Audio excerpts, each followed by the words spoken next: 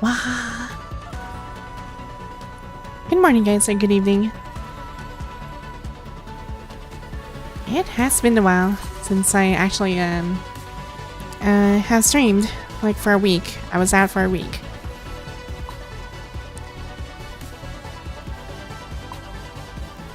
Yeah, I just needed a little break. And of course a little bit of maintenance. Yes, hola.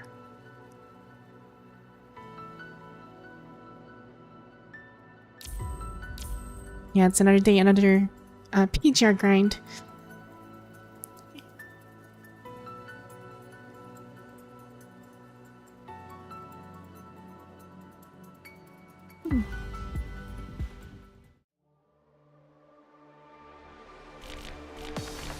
Ohayou 顔を合わせるこの日常をずっと続けていきたいです。ハッピーエンドを迎えるまで私たちは諦めません。たとえ時が乱れたり。I actually like how she does her introduction in this one. It's really nice to get a greeting from your own omniframe or construct. It's actually pretty nice. Gives you that sense of immersion.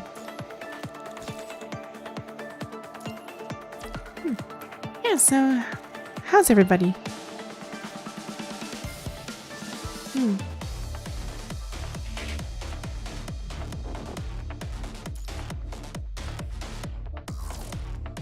Okay, so pretty much I've done a couple of things since yesterday. And the reset starts like 6 hours from now. So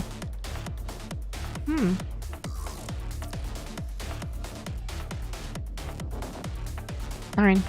I don't think I'll be able to reach this. Oh dear.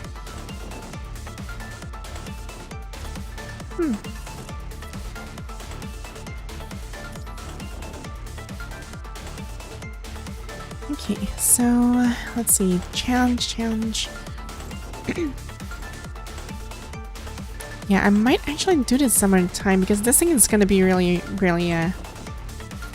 long. Because right now I'm gonna focus on more on the Shaper's triples. Vonnegut folded me in half. Rip. I tried fighting Vonnegut like on his slaughterhouse, and I think I fared well. I fared well. But dang, only one day left before he goes away. And I have to admit, he is really hard. Wink wink.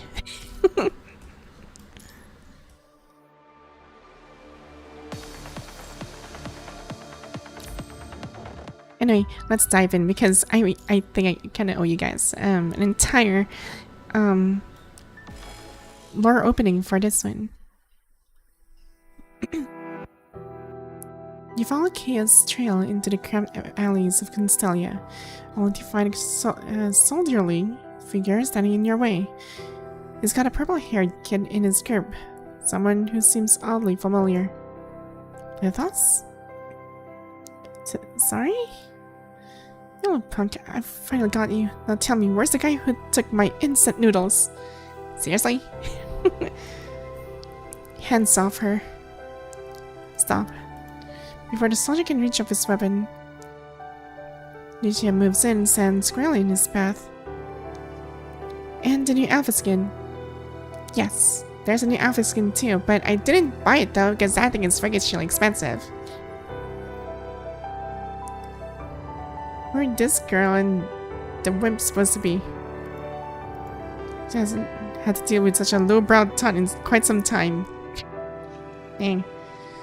Given what you know about her, if she's not saying anything, she's probably gauging how hard she needs to hit next.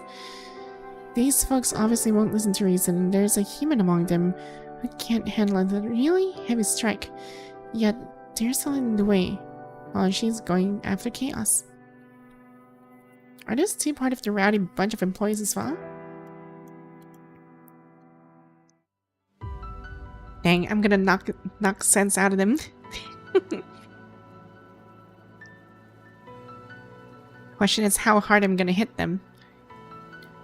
Knowing this frame is actually insanely powerful. I can skip the stage or do not skip the stage. Can I skip the stage? Yeah, we can skip the stage. But will I miss something? That's a question. I guess we can skip. We can skip this one. Since I'm just gonna punch them in the first place. Just 10 seconds after reaching the art gallery steps, a surge of red tide sweeps across the street. Keep your distance. Getting too close to that red tide can get you infected. Infected? This must be your first time seeing the red tide, isn't it, Rose? She keeps her voice low as she cautiously peeks out from behind her clothes, looking at the street outside the exhibit hall that's now flooded with the red tide. Her slight silhouette briefly reminds you of the child who brought roses the other night. The Golden Age is caught in the red tide now too. Must be because of the Inverterra Tower.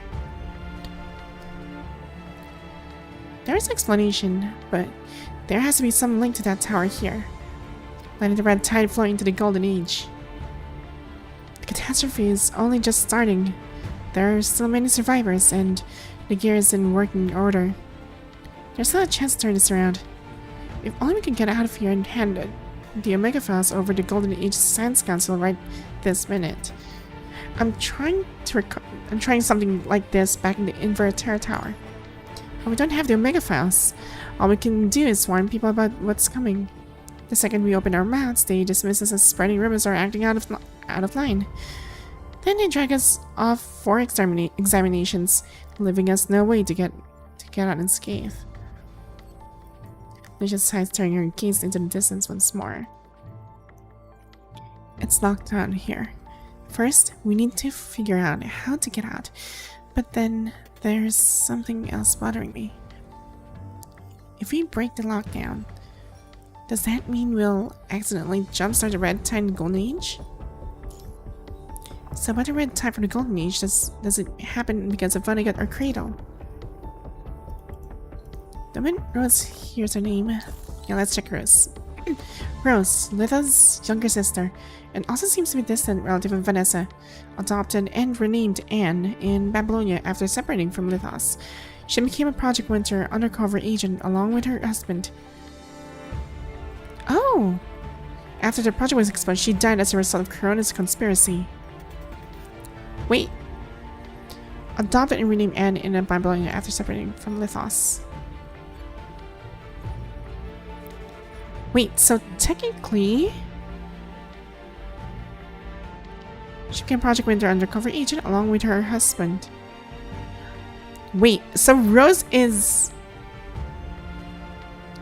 I'm so puzzled. So she looks like a child, but is actually quite old, and is a wife. Okay.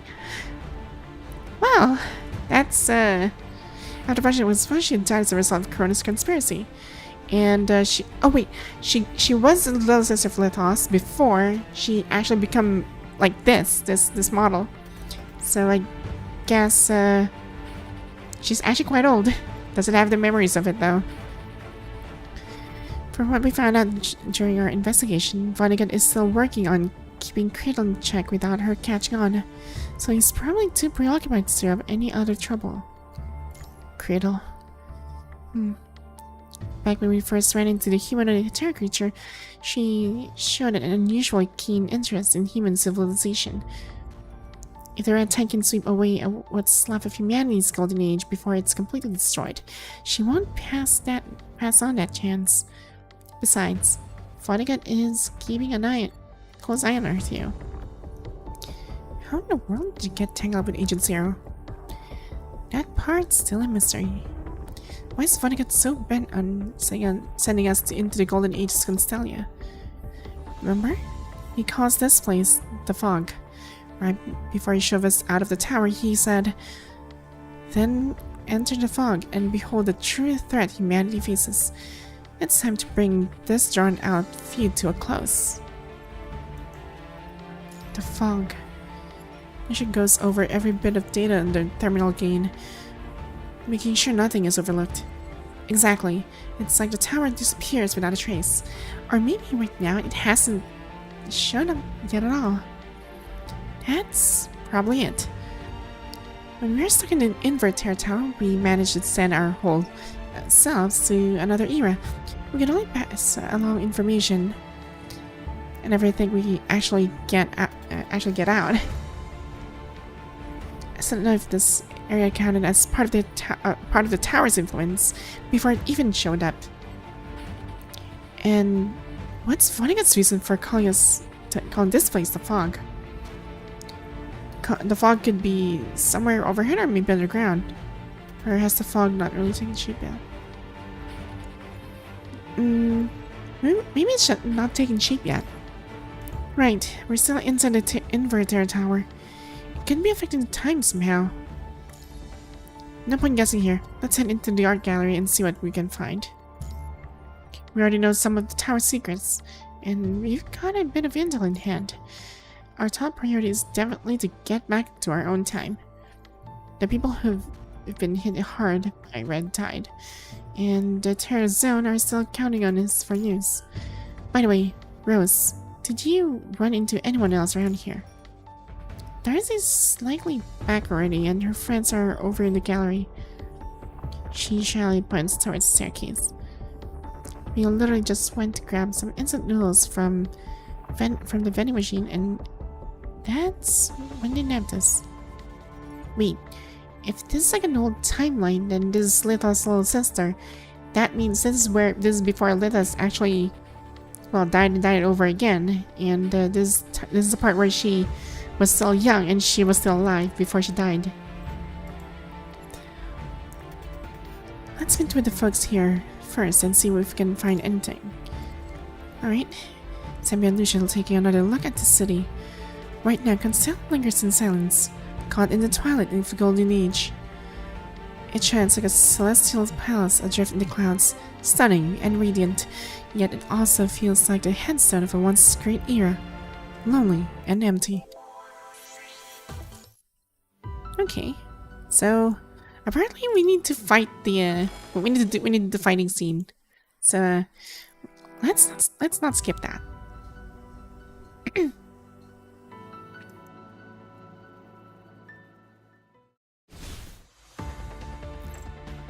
Let's see how this went. I actually need to know. なんだお前ら、俺に文句でも。派手なのと弱そうなのだな。歌ってダンスでもするか？見せてみろよ。I'm gonna give them a really good beating. Oh! FPS? Not yet. 了解です。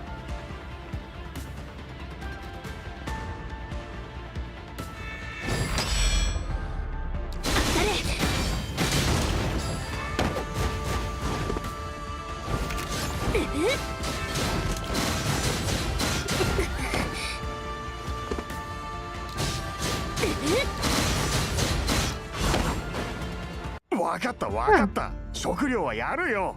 You're fine. Take these 2 packs of instant noodles. I want the noodles. 大丈夫ですか？ Oh, Zodo.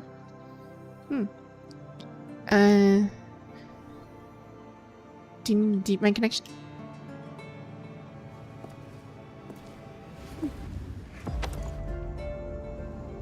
I think she does. Yes, she needs a deep mind connection. 大丈夫です。ただ状態を確認させてください。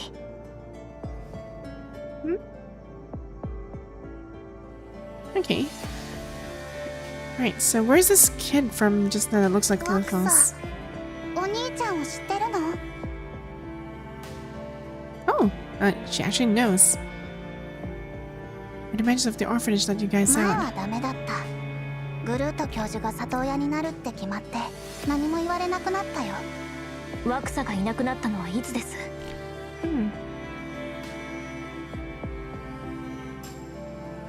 Wow. Okay, I really can't press the buttons. Darn. Wait, let's see. She's indeed related to Lithos, and she's going to become Ross's mother down the road too.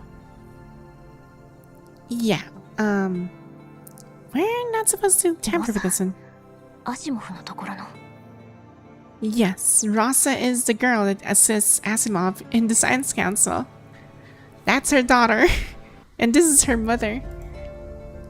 Yep, she and Rand are the ones that bring back data for the Plume specialized frame, if my memory serves me correctly. So she's Anne. Take it easy and play nice with her. Right? お兄ちゃんがいなくなったのはいつの出来事ですか？グルート教授を助けに行った時、1ヶ月前？どうして彼はグルート教授を助けようと？里親を申し出てくれたから恩返ししないとって。いなくなった教授は多くのことを残してくれた。And let's ask the kid care of the things Professor Trout didn't finish. Right.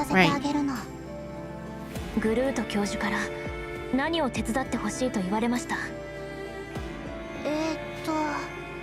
意識データと関係してるようなこと。ワクサお兄ちゃんの話では、意識データは人の脳に保存された情報を全てデータ化して別の場所に保管してるんだって。それを使って新しい体に取り替える人もいるって。体を取り替えることと関係あるならグルート教授も生き返らせたいな。Smart Rose. Rare for kids your age to know memory data. パパとママがいた時科学の研究をしてたの。うちはそういう才能を持つ人が多いんだって。お兄ちゃんはもっと物知りだよ。パパたちもそう言ってた。もし体が不自由じゃなくて私と同じいいママから生まれなければとっくに引き取られてる。グルートはその才能を求めた。グルート教授はただ私たちをちゃんと学校に通わせたかっただけだよ。グルート、意識データ、ある人物が浮かびますね。Vonnegut? なんでその名前を？ Here's not his name. お兄ちゃんと私しか知らないはずなのに。Yeah, he actually told me his name too. 教授から聞いたんだ。Oh, first, じゃあ friends then. みんなグルート教授の友達だね。ローズ、もう一つ質問が。お兄ちゃんがグルート教授の意識データをコンステリアに持ってきたのはなぜですか？ Yeah, that's a very good question. わかんない。多分秘密基地とか？その秘密基地は見つけましたか？お兄ちゃんはいなくなって私も外に出れないから。美術館のところにいるよ。It's supposed to be art gallery. でも嫌な傭兵がよく物を奪っていくの。指揮官、美術館の方へ行ってみましょう。カイウスが消えたのもそちらです。Oh, it seems like we're actually gonna head out. Ooh. PV sensitivity. Okay, so we have oh darn. Okay, so this is gonna be fun. Yeah, my freaking sensitivity is so awful. Gotta fix that. Pushing intensity. Let's see. I need an increased sensitivity for this.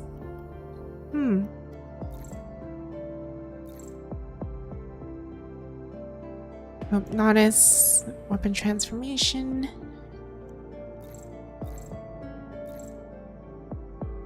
Yeah, can't seem to like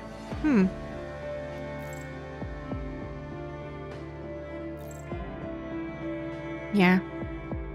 This is the only way to actually check it out.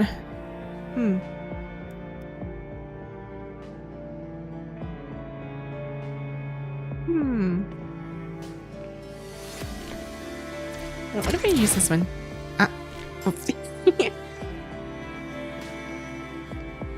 Oh my god, this is hard. Well, it does have an POV now. This is so weird. Using this mouse is so weird. Wait, what if it increases the sensitivity of my mouse instead? Let's see. Increase. Okay, this is somewhat better now.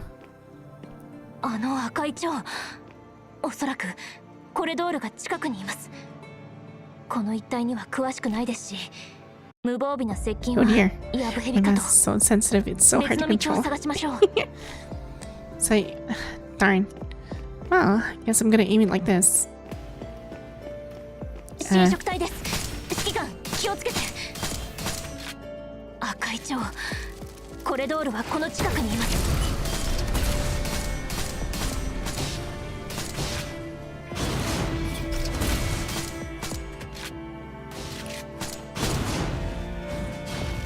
彼女はやすやすと諦めません。警戒を。まずはローズを美 I'm 術館 beginning に to 連れ think, て行き、 what if 他の人たちと合流しましょう。 PGR actually went on this route from this point on? That'd be cool. and this fight is really cool. I actually like this.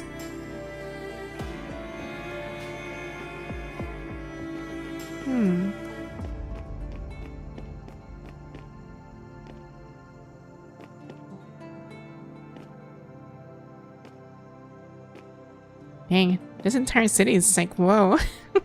カイオス、 There she is.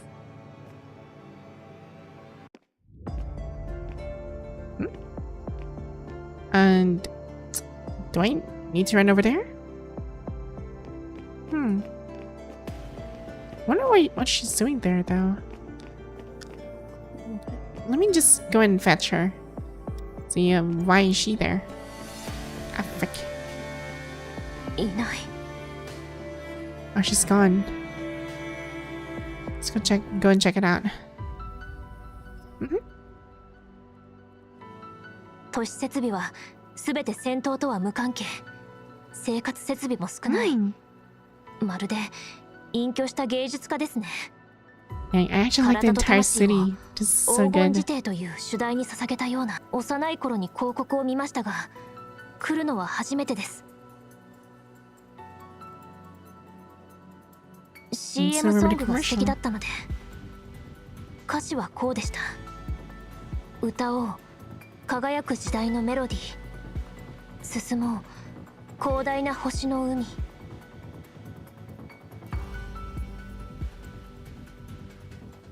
ずっと思っていました。こんな時代を指揮官と生きられたらって。過去の栄光は取り戻せなくても、新しい未来は作れます。出発しましょう、指揮官。 Okay. Right. Yes, then. Yes. Hello, Ryuju. Welcome to the stream. 赤潮です。ローズを連れて高所へ退避を。 Freaking.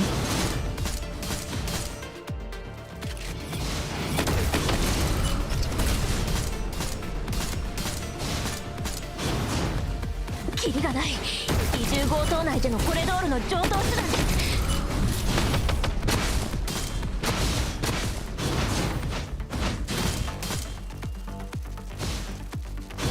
I think there's something I can do. Oh, there's something. Darn. Oh, how am I doing? 消耗戦は不利です。撤退を。 I hope. Probably. I don't know. Oh my god, Weiss.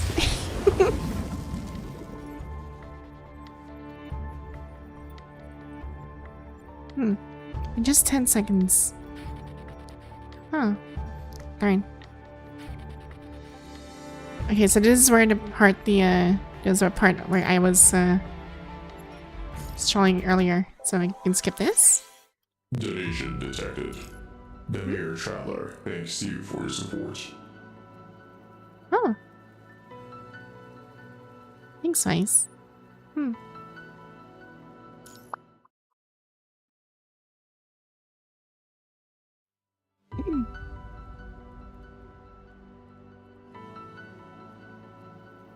cradle. How would you describe this era? It's a time of peace with cutting-edge technology, vibrant and resplendent. Growing up in this golden era, I sense there's more freaking. That's not wise. No, you're wise now. I can see your name. Because I don't know why, but your name here is so wise on my end. Did you change your name?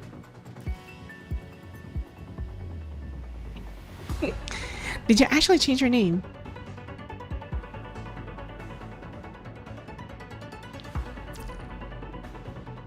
Even a lush mountain can have its rotten wood. No matter how thriving the times, there will always be people who simply won't learn.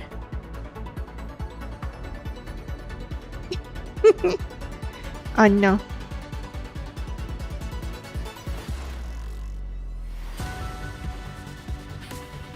I hope the carrot's actually pretty nicely done. If a flourishing era could truly wipe out human laziness and mediocrity, then we'd be marching straight where? Straight into the dystopian future. Did you know there's a towering structure in the Golden Age exhibit that employs quietly called Babel Tower or Skyreach Tower or Tower of Babel? It stands as the tallest and most majestic edifice in all of Constellia. Inside, the spiral stairs are fashioned from piano keys and strings. Oh, that's a lot of carrots. Whenever someone sets foot on them, they guide a variety of instruments to create a mesmerizing melody. To stop a flood of footsteps from turning that harmony into a discordant mess, the tower only allows its music to be triggered in a carefully ordered sequence. Guided by the careful orchestration of multiple composers, the tower's theme changes with every person who steps onto it or lingers there, and yet always maintains a measured, harmonious flow. At the same time, it suggests certain individuals with certain steps only create the sound of their own tread discordant, unable to blend into the tower's majestic harmony. This, in my eyes, is the Golden Age. Your carrot's fully cooked. Oh no, I'm getting cooked too.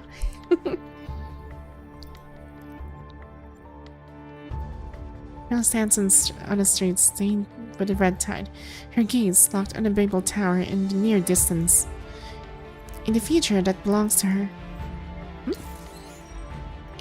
She seems she was born to another world line. She appears right where the tower rises.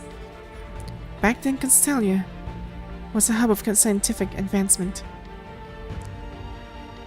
Huh. Wow, this is actually a different cradle that I know. But now neither the city nor this area is hers anymore. She must wrest control of the contaminating mimetic. The most primitive form of the punishing virus. It takes only a civilization capable of using 0-point energy for it to be born and contaminate the civilization's most cutting-edge technology. In the current world, it targeted the Gestalt but ended up being locked up by it. This has led to the incompletion of the punishing virus on Earth and has greatly reduced its spread and power. She recalls her descent, her imprisonment within the mimetic of human nature, and how she arrived in this new world, broken and clinging to life in Cradle's body. Even now, much of her past remains lost. She can't remember what led to her last failure, and she's still influenced by human nature. Feeling a surge of desire and praising the tower's monumental presence. It's breathtaking.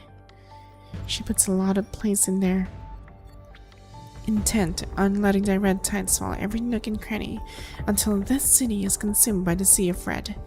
After all, Reaping Earth civilization has always been Agent Sierra's calling. It's about to start. She gently tucks back the wind-blown hair near her temple, casting a faint smile towards the shadow at the street corner.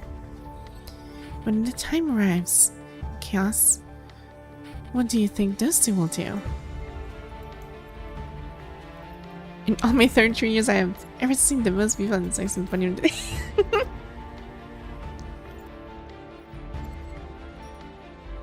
You're making me fluster.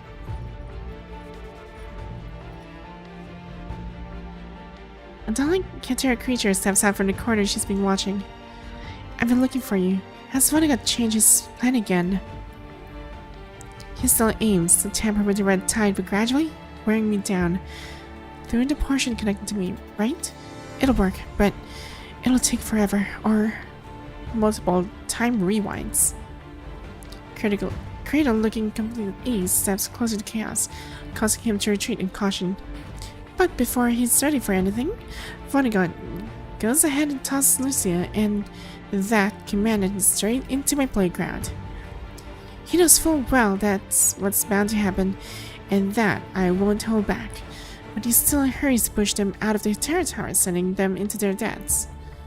Don't tell me he's already ridden the three of you out of his original plan. Chaos doesn't say a word, she just clenches whatever she's holding even tighter. Looks like he still won't give up. Well, I'm ready. This city is about to be consumed by the red tide. She discreetly conceals her next move in this massacre, using provocative taunts to stop Chaos from backing down. The way you're reading is making me flustered and beautiful.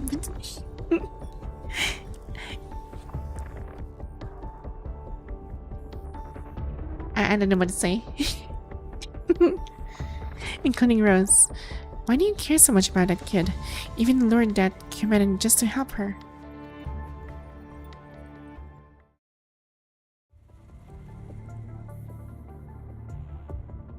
Second floor. Madam, are you alright? Rose sticks close to Lucia, hurrying over to a visibly exhausted staff member. It's alright. You're safe too. Stay close so we won't get separated again. I've been worried. She draws a deep breath, finally recovering from the tense fear that still clings to her. Who are these two people? They're the ones that see me. Oh, and this is... I'm Lucia. Just call me Lynne. Excelynne. Haven't seen you folks around here. How'd you get in? We came through an underground tunnel. Once we got out, we got turned around and couldn't find our way back. Calling yourselves time travelers isn't exactly a genius move now, but it might help you dig some info on Constellia. Underground tunnel. The staff member takes a moment to think and then casually shares what she suspects. Maybe it's near the underground parking area.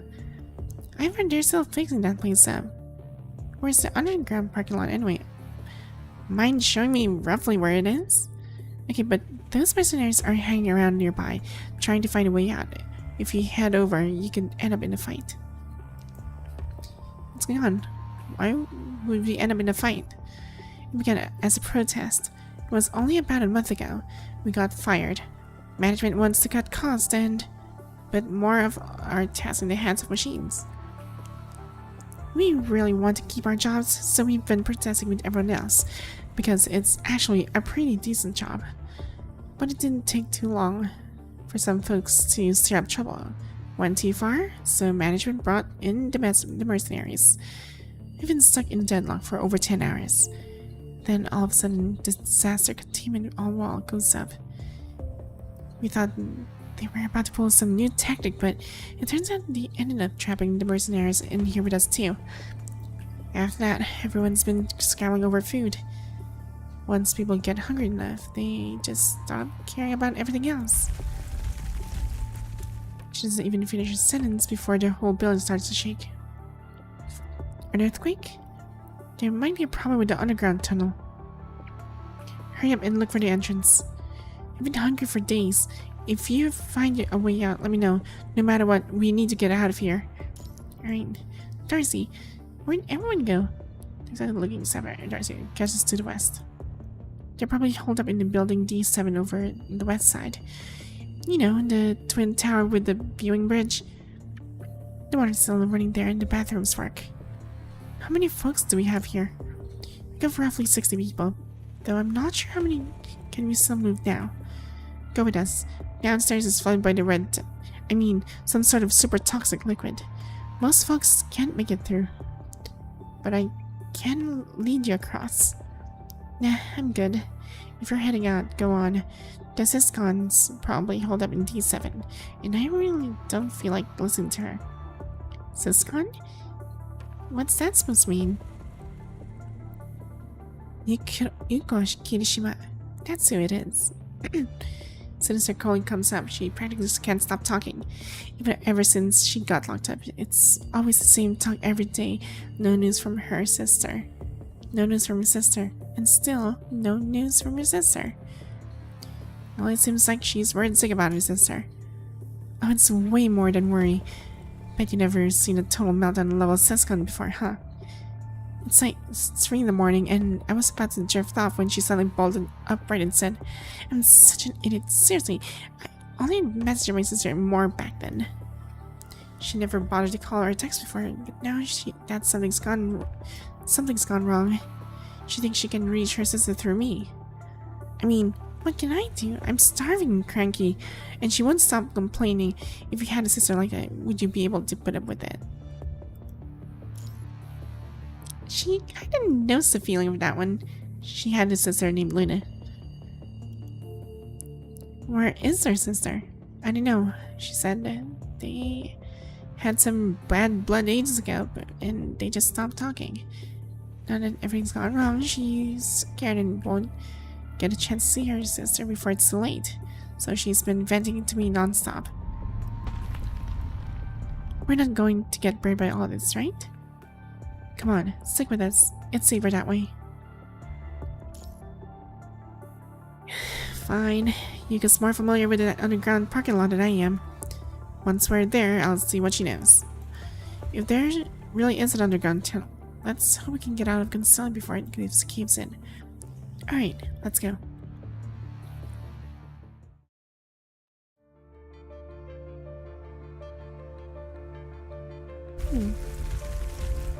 Why is everything shaking again? I've got a really ominous feeling. If you don't get the frick out of here soon, more lives will be lost. Pops knows audibly, then tickles the hospital in bed a couple of times, clearly agitated. Yuko, you've been staring at the floor. What's caught your eye? The last message I got from my sister with comms said I can't even tell where she is anymore. Huh? I didn't know you had a sister. You've never mentioned her before. Yeah, she's caught up in her own business. We haven't really kept in touch, so it just never came up. Any updates at all? Nothing yet. The signal's still out. Wait, Mercenary Chico. Wait, is this the same Chico that we... Is this the same Chica we actually encountered? Or was it Chica? Darn, I forgot her name. I know it's Chico. Like, the one that turned into a giant, corrupted. And, Bianca had to stop her. As her last request, she had to be killed. The captain glanced back at the woman resting in the infirmary bed. Mona, any updates on your end? Nope. Comms are still down. You've checked 5 times in the past hour. Why not take a break and sit for a bit? The ground's shaking over here. We can't just keep doing this. Yeah, it's not gonna work, but asking over and over won't magically solve anything. She humps her shoulder where she was hit during the protest conflict. If I knew we were going to end up stuck in here, I never would have done this or asked the boss to send you in, for that matter. You just read of regret. The mercenary captain grows more anxious, pacing back and forth in the infirmary. Come on, there's no such thing as if. You folks can still build that wall so over the top we can't even crack it. Is it really necessary to make it this impenetrable? Yeah, it's odd. I checked the specs on those disaster containment walls. They're not supposed to be that sturdy. But somehow they are. Hey boss. They're only halfway through talking when the mercenary rushes into the infirmary out of breath. What now? Downstairs is suddenly flooded with some red liquid. And when I touch it, starts rotting all over. And the squad we sent to the underground parking lot still hasn't returned. A few folks with rotten legs, some of ours and some of theirs.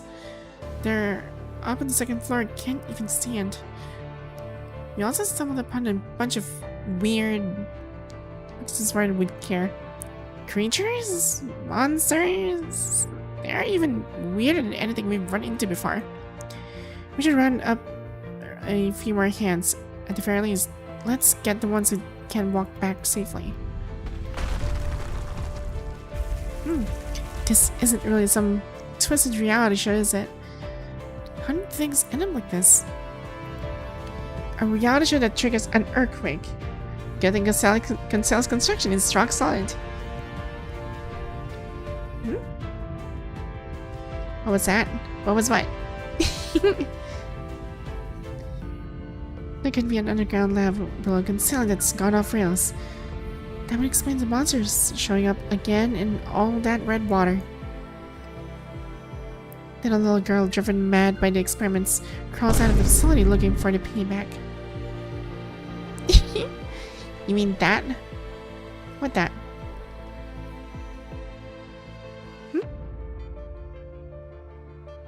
What was that? You mean that? What that? What are you talking about? Then a little girl driven by the experiments crawls out of the facility looking for a payback. It happens all the time in the movies. Don't scare me like that.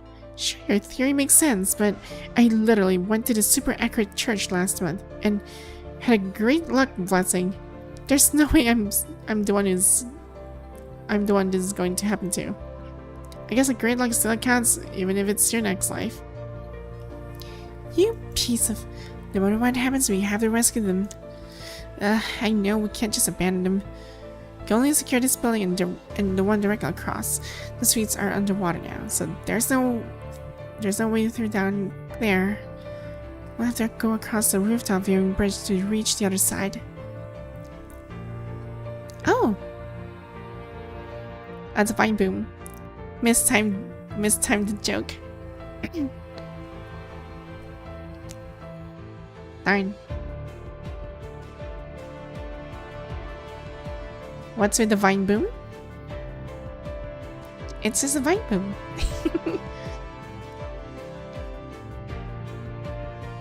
Right, let's split up, Chico. Take two people and head to the building across the way. I'll go downstairs and with the rest of the team. Alright.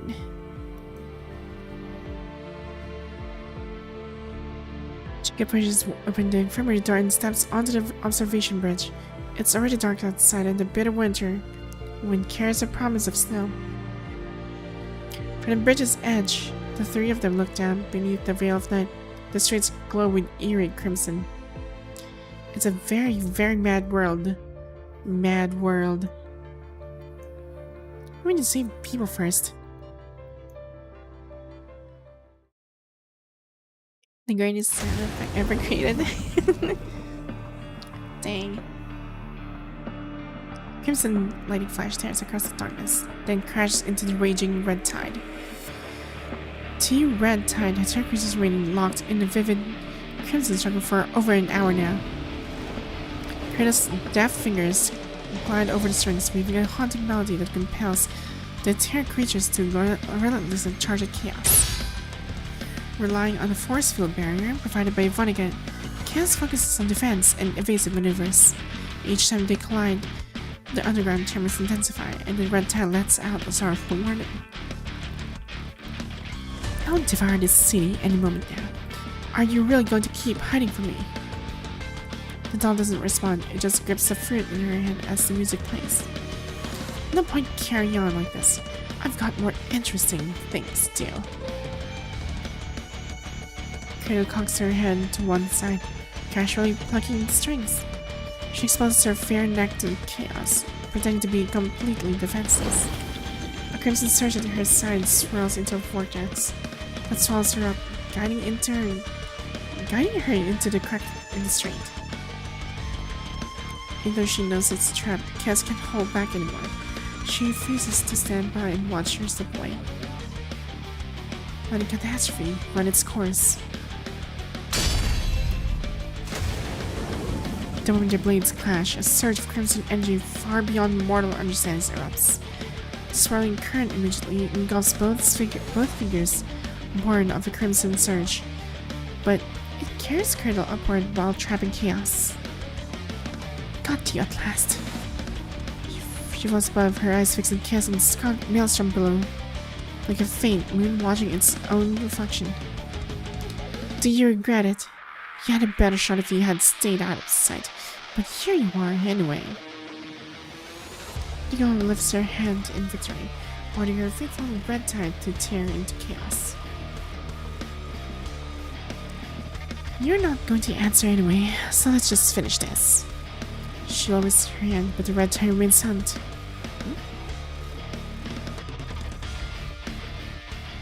A strange feeling pounds at the wound of her chest. I see. She touched it carefully, realizing that the fruit chaos was holding God fully lodged in her body with the last blow. Is this a fragment of your body?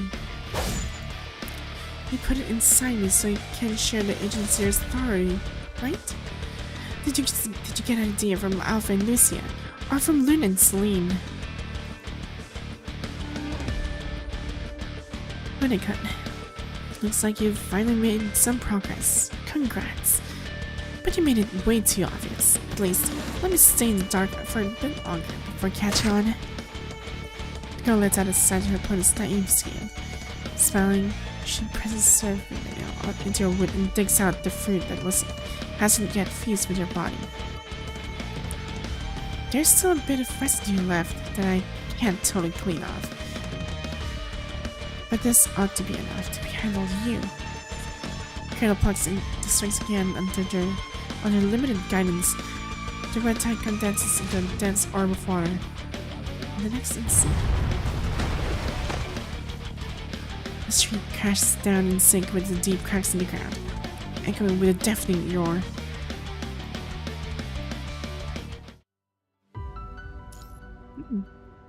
And how many is this? 30 nodes? Darn. This is gonna take a while. Definitely gonna take a while. East side. The street yawns like a ravenous mouth, swallowing every last thing on the surface. A red tide bursts from the fissure like a spring, flooding the sunken street in an instant. All the surging waves and swirling eddies remain, and until the collapse below is far from over. The underground parking lot is already underwater. She holds her humans in her arms, flying overhead through this continuously collapsing zone.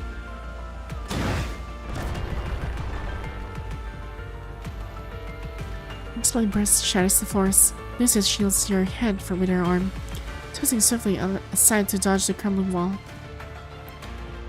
Beside her, thick smoke billows and terrified scream pierce the air without pause. But she still won't let go of those protective hands around her. We have to tackle the core problem first if we want any chance of helping them. I know. Is there any safe spot left? Let's head that way right now. I've just moved Darcy and Rose to the D7 twin observation on the west side. It's higher up and farther from the underground parking lot, so it's still safe for the time being. We should meet him. He seems really worried about Rose.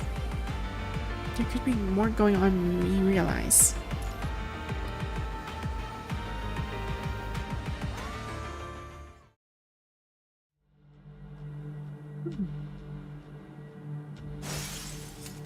You reach the second floor with Lucia. Just as Darcy comes into view, the crash of breaking glass rings out overhead. And everything goes dark in an instant. Rose, Darcy! What's happening? Darcy's anxious voice echoes through the dark. Stay put, we're on our way. The dim emergency lamp flickers, so you slow your pace and advance carefully. Left lamp. Oh dear!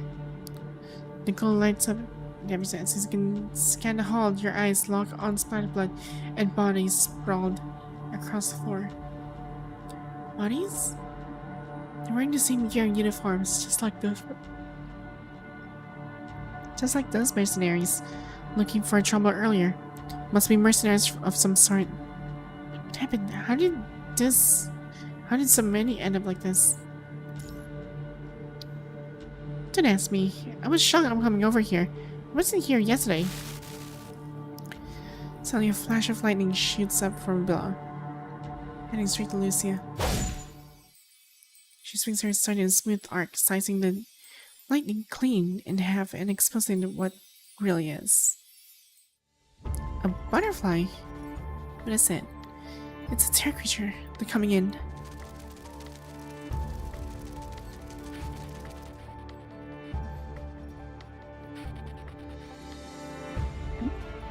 Welcome back. Darcy, get behind and cover with Rose.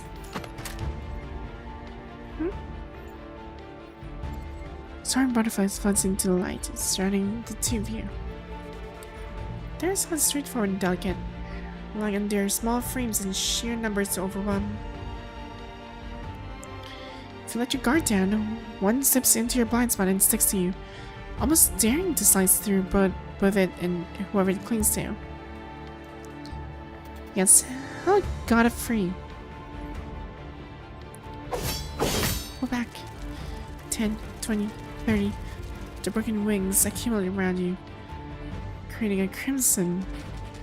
Just when you think you're in for a long, curling standoff, the remaining butterflies suddenly pull back into the darkness, as if they've been given a direct order. Right, all right. I'm okay. What just happened out there? Terror creatures aren't supposed to be like this smart. It's obvious where their target, which a terror creature must be controlled. Eh? Which means someone must be controlling them.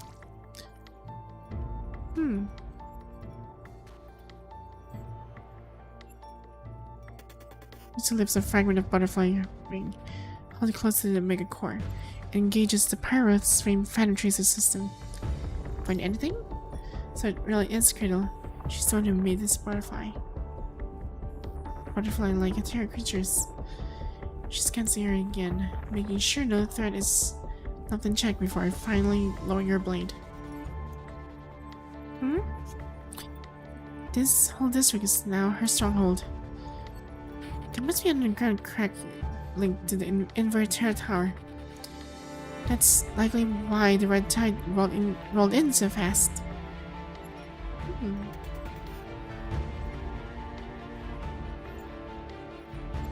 I won't solve anything but stalling.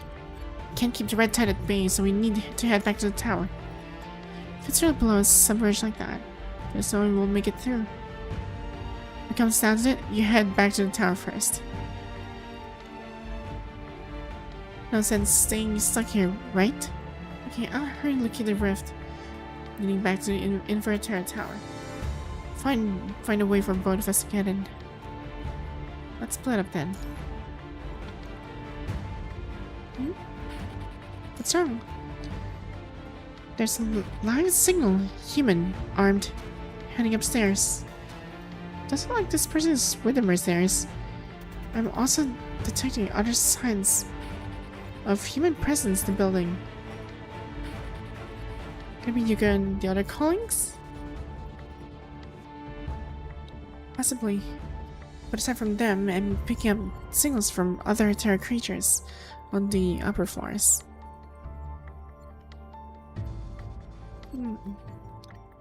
Lucy closes her eyes and concentrates, trying to sense the outlines revealed by her scans. It must be made of chocolate because you're looking sweet enough to eat this is Easter. Darn.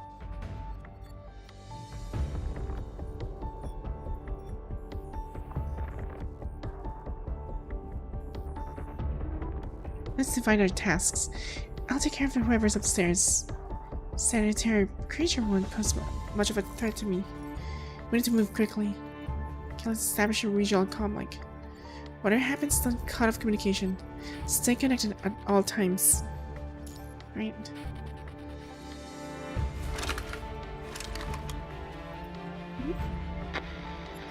I'm off. Stay safe, okay? Don't worry about me. Lucia? That's a dose raise. It's an expectant hug. Aww. Come on. It's obvious why she's worried.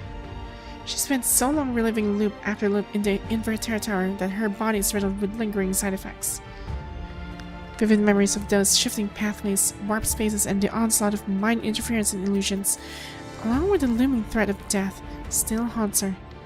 Now completely unprepared, you've landed in a strange city overwhelmed by catastrophe, right in an enemy's carefully laid trap. No one can be sure what might happen next. As comfort and promise to turn lies, embrace and touch to become the sole means to comfort one another. Read slower and sultry. Okay. I'm right here.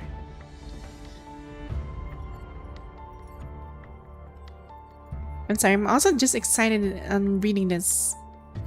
So you want me to read it slower and sultrier?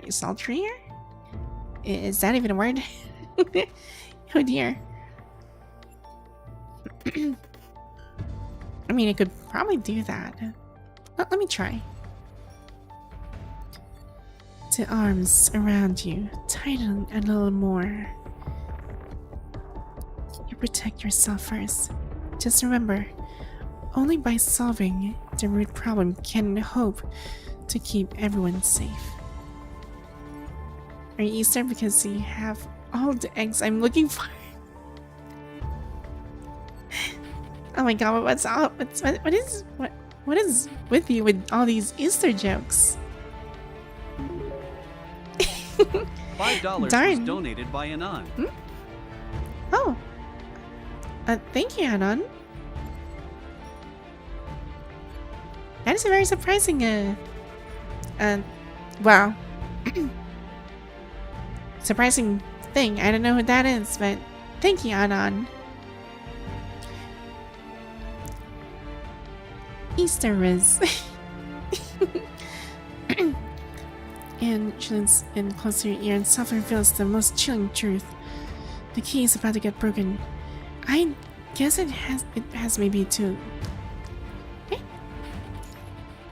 I get it. My safety comes first, no matter what. Wait. May only have one. Oh, yeah. Maybe it only has. Maybe only like. It may be one. Oh no! I'm losing my sense of thought. Oh dear. I am so not used to this kind of schedule. If anything goes wrong, shout for me. Of course. Right, so we're going like FPS POV mode. Let's go.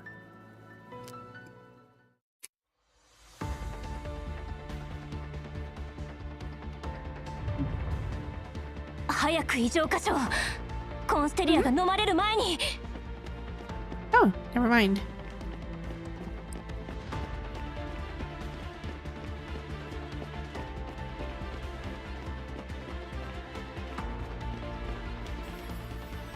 Yes.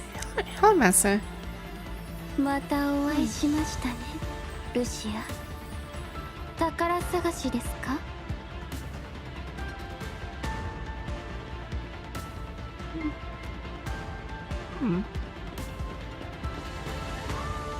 I guess I have to cross. Just have to be quick on this. Or, oh, never mind.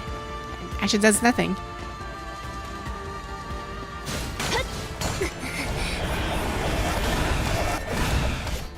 freaking stun. 集え Freaking stun. I hate this.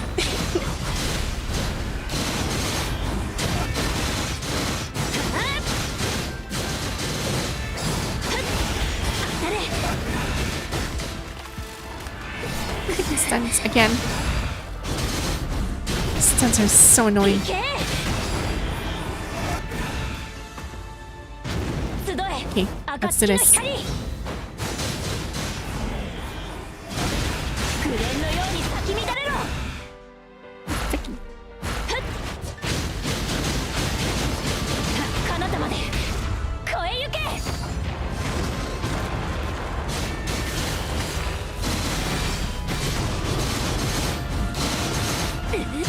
集え暁の光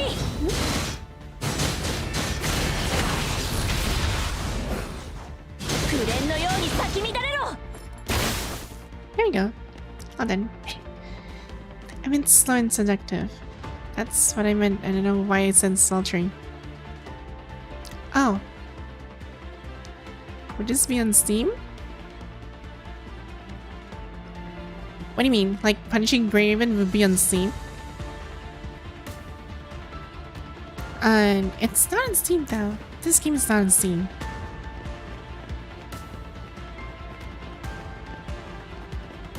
It's a maze.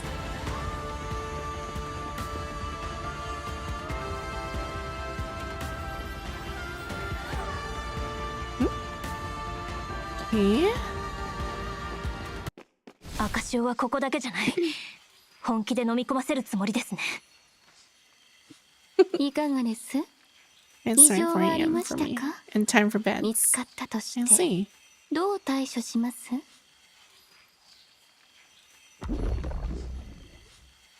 揮官を頼みに忌々しいカイウスに助けてもらいます So what did you say? The Steam. Like, you were asking like if this game is on Steam? The answer is no. This game is not on Steam.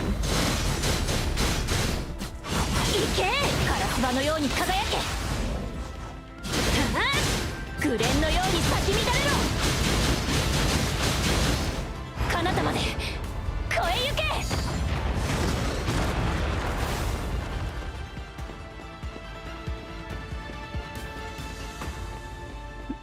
Alzheimer's.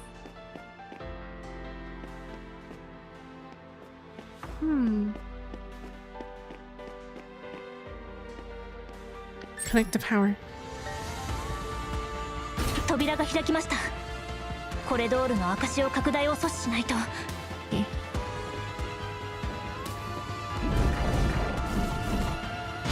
集え暁の光行け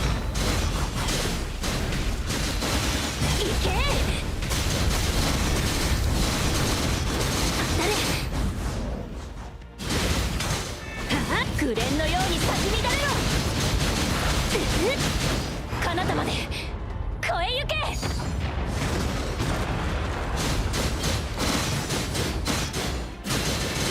先に下がってください Ow! 集え暁の光、はい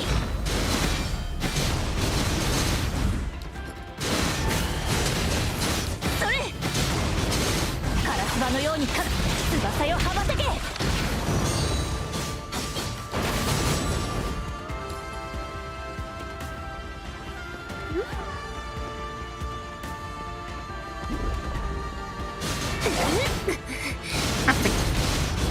当たれ集え Yeah. 暁の光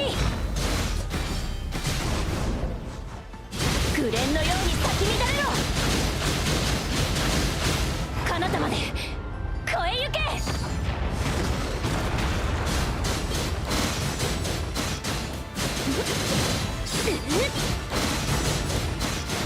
集え暁の光翼よ羽ばたけカ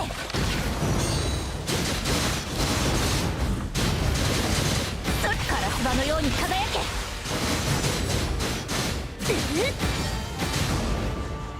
紅蓮のように咲き乱れろ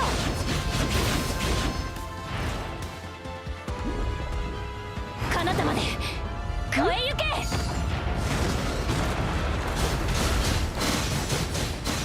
Darn. There's like a lot of enemies in this part. It's a good thing I know how to play her now. This is an advantage.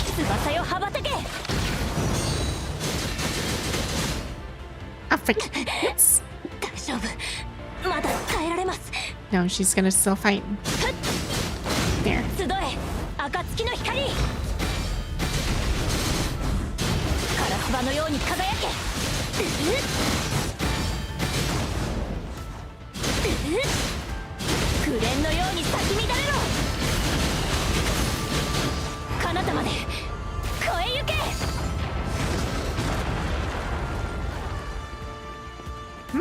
Is it doing her Valstrax? What's a Valstrax impression?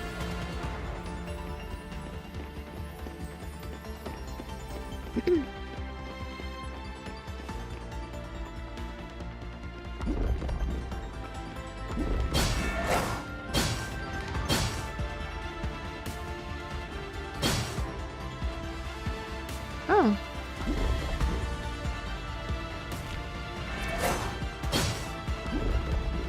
Okay.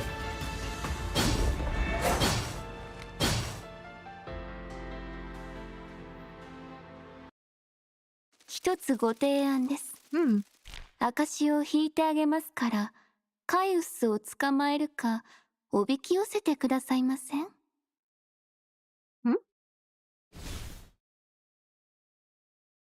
お断りです。あなたもカイウスも、あの代行者も、誰も逃しません。Oh darn. I hate these creatures. あなたならできるでしょう。ですが、移住強盗の影響範囲内であることをお忘れなく。何度殺されても、私は不死の身なのです。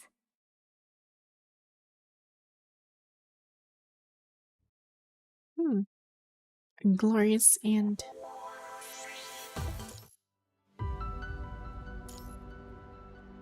the sunken city. She's the first Agent Zero named by Dominic, who descended upon our time. Ah. Okay, I want to see this. Vonnegut remains quiet, his eyes fixed on the dawn that scrambles upon out of the rift, and returns to the tower. And thanks for the follow, by the way. Arch victim. It's a dragon from Monster Hunter, with jet engine-like wings and ultrasonic speed. One of its attacks has very similar animations to Pyroth. Oh! Donation detected. The Mirror Traveler thanks you for your support. Yes. Thanks, Vice.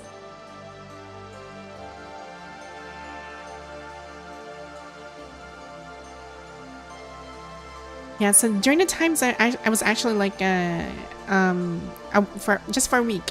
I took a break from streaming for a week. I did some improvements on a little bit of tracking and also the well, this outfit too. So yeah, and holy shit, he's so whoa. I don't know. I'm just starting to like freaking Vonnegut. I mean, his look is really cool though. Like, seriously, for a villain. He opens his bones, revealing a tiny fruit thermal with life. Time to face the reality. This is the final fruit. Its creation always takes a toll on your memory, and you've already witnessed what happens when there's no key. Did you already expect we'd fail again this time? Exactly. But if there's even one approach we haven't tried, I know you'd never agree to let that command act as bait, right? This will affect your memory.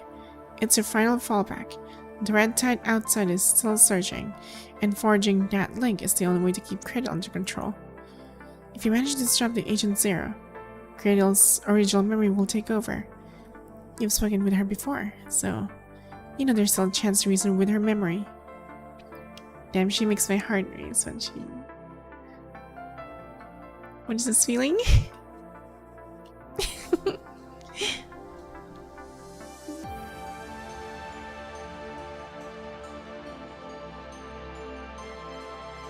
Even in the worst outcome, Lucia just has to use her key again and return to the moment you first entered Constalia. Her key has reached its limit. Nothing left to use. So have you. I can't handle her authority. It'll only send Agent Zero spiraling even more. Wants us to see what happens. They won't hesitate to follow that route you said, even if it means betting their own lives. So, do we have another option? Kaz closes her eyes for a moment, then walks up to Vonnegut and accepts the gooey fruit. Gooey fruit. Gooey. It contains a fragment of Kia's memory, throbbing in her head like a warm, living heart. I'm actually imagining it right now.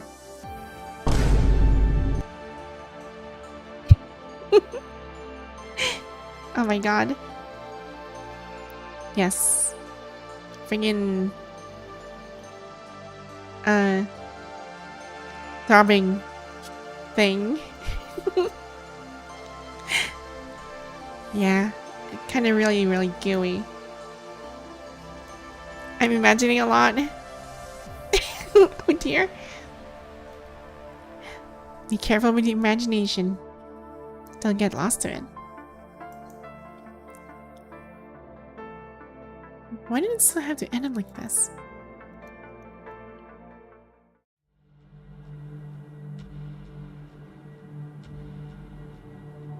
With a clash of combat echoing from the terminal, Darcy, Rose, and you make your way to the 3rd floor. As soon as set foot on the floor, a shaking woman jumps out, gun raised at you. Don't move! Release, Rose. Have you seriously fallen so far that you use a young girl as a hostage? As an artist? No, Enough with your excuses. Freaking utter a calling word, a muzzle flares from her gun. You dash over and knock the gun from her hand, declining a fit on the floor, echoing just as a bullet smashes an exhibit farther inside the gallery. You. Ouch. Hold on, that's Yuko. Darcy, don't tell me actually let these people over just for a few cookies. Even if you... We're not here to hurt you, we just want to team up with everyone and work together. Believe me, ask the person hiding in the corner to step forward.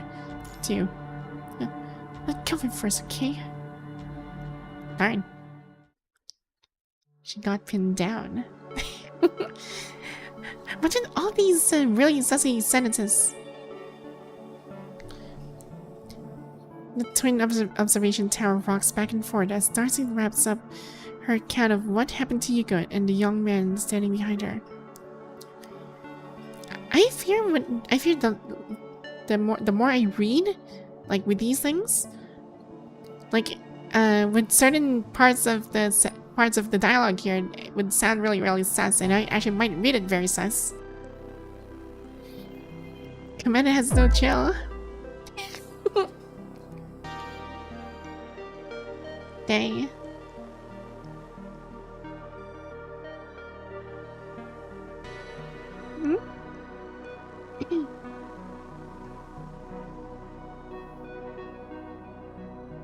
That sums it up. Oh, and the guy behind Yuko.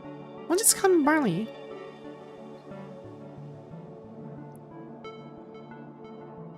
Yes, hello, Weiss, and also welcome to the stream, Gerwald? I'm not sure if I read your name correctly. Her guys had the worst luck. He's our well-off family and only took his job to see what it's like. He joined our apprentice just for kicks, and look where that got him.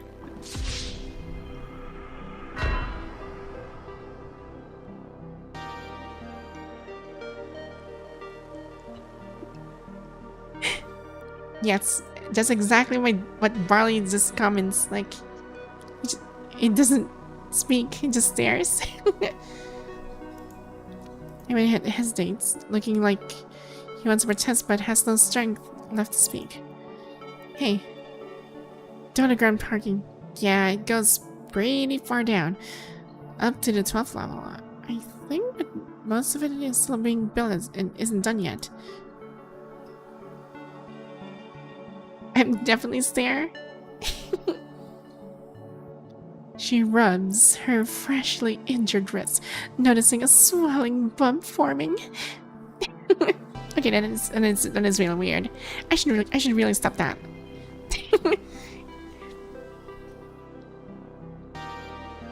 I mean, it's totally flooded, so I guess that place is a no-go. Any other way around? Right, so first, you have to glance at Yugo's chest. Ayo? Where a tiny froggy hangs. I was here for the story. I'm here for the story, not for whatever she has. This is so weird.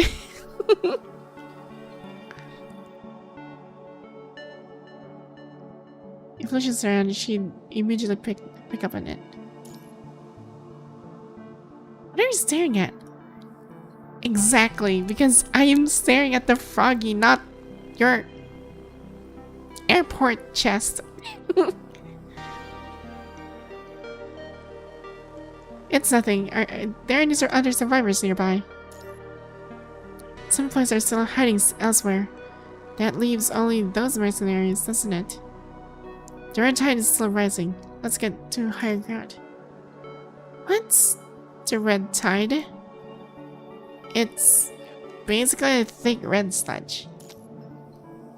Its concentration doesn't stay consistent whenever it comes into contact with water. It thins out.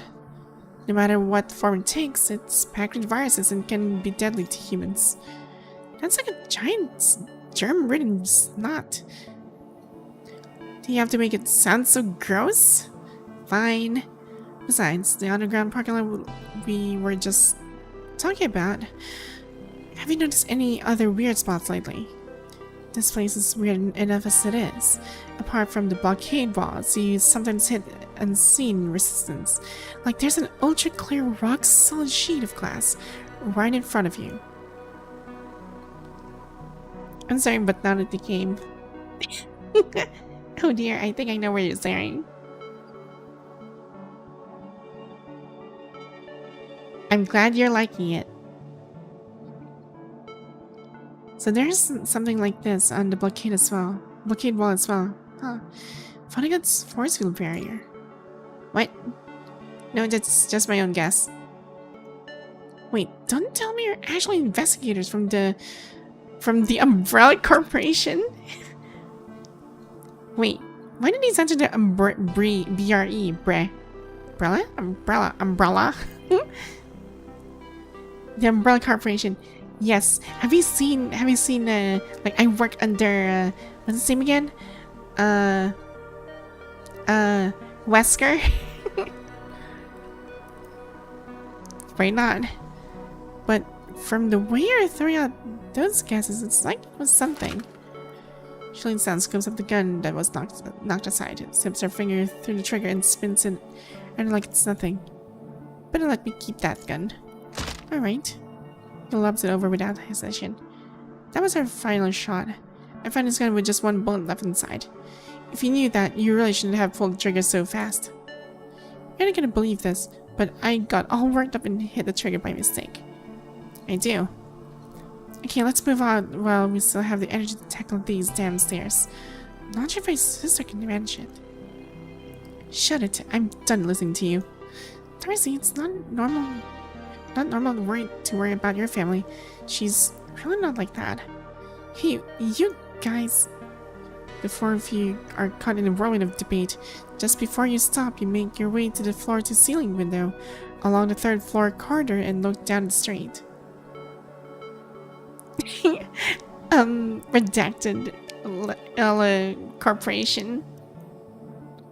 Yes. There is no Resident Evil here. We're not in Raccoon City. This is not Raccoon City, okay? It's a different game. In the faint moonlight, the red tide shimmers with vivid, shifting colors, like the stare of the dead. Since arriving at the D7 observation building, the water has risen by roughly half a meter and is already swallowing the steps. The red tide is held back by a disaster containment wall at the street edge, with no sign of spilling through. So far, it hasn't spread beyond Constellia. But that means it won't be long before it floods the ground floor. It consumes the whole district and ensures no one makes it out alive. Even during the Golden Era, putting up a disaster containment wall that could haul back the red tide in an art-centered district feels way too ahead of its time. This appears to be Vonnegut's adding another layer of defense with a force field. Is that damned agent really worried about the red tide spilling over, or is there something else on his mind? How long will these force fields hold? Do they run on the ground, keeping out any red tide that might seep through the cracks after collapse? The red tide, the golden age, Constellia, every grim warning has come to life. This is worse than Raccoon City. Actually, I would agree on that one. This is way worse than Raccoon City. Looking at how these fissures stretch across the ground, it really can send the red tide into either their past or the future. And when you... She looks down and stays quiet for a second. Think of Son. And when you were badly hurt and everything went dark, did you see too? Yeah, it's almost dreamlike. I think the sudden red tide in Polyforest Park after that fight probably has the same root cause. It really didn't just spring up without warning back then. And we never knew saw it coming, like we missed something obvious. Just like the conservation area. If this keeps up, are things going to get even worse? I'm not entirely sure. The world's basically over, and you're still telling me to rein in it. Give me a break. You turn around, ready to tell those 30 to hurry up and head for the higher ground, but they're too busy arguing to notice anyone else. Now I'm just wondering, how you've got enough energy to keep talking? You haven't been singing food behind our backs, have you? Yeah, so even a rich kid like you needs to worry about food or water, just like us. Makes me think this whole apocalypse might not be so bad after all. We're all about to die and you're still caught up in that? How about figuring out how to handle this mess instead? Can't be fixed. When Sally drifts back into an inverted tower where Lucia taps into her pyro frames power to find a trace Vonnegut never managed to erase, right at the heart of the red tide. This tower was originally her masterpiece, and my court is simply... Lynne's form flickers in those scattered records. However, whoever he is speaking to remains a mystery. After a leap from Grey Raven altered the tower's core, it becomes almost impossible for her to get anywhere near it. She keeps reclaiming that's rightfully hers in her own way. Even if we try infiltrating using the red tide, we can't match how fast she strikes back. Rightfully hers in her own way. Wonder what that is.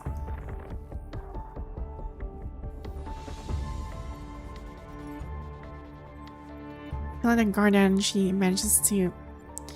unleash that ears something. In the records, Vonnegut bows his head and speaks in a voice that's strikingly clear. After all, she is the first agent seer named Dominic who descended upon our time. Cradle agent seer named by Dominic another era, leaving countless unanswered questions in her wake. But after seeing her abilities firsthand, the claim that Cradle is agent seer feels much more believable. If that really is the case, then, according to the scant clues in those incomplete records, the disaster she's set to unleash could be even more perilous than the red tide. It's so dire that even the overconfident agent, who always seems to have the upper hand, admits there's no way to solve it.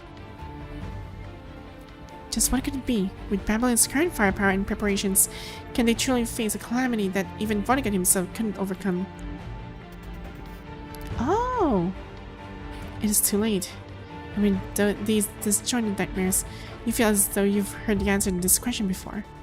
In the dream, a small, doll-like fusion creature kneels on the floor of the inverter tower, her trembling hand tracing the cracks again and again.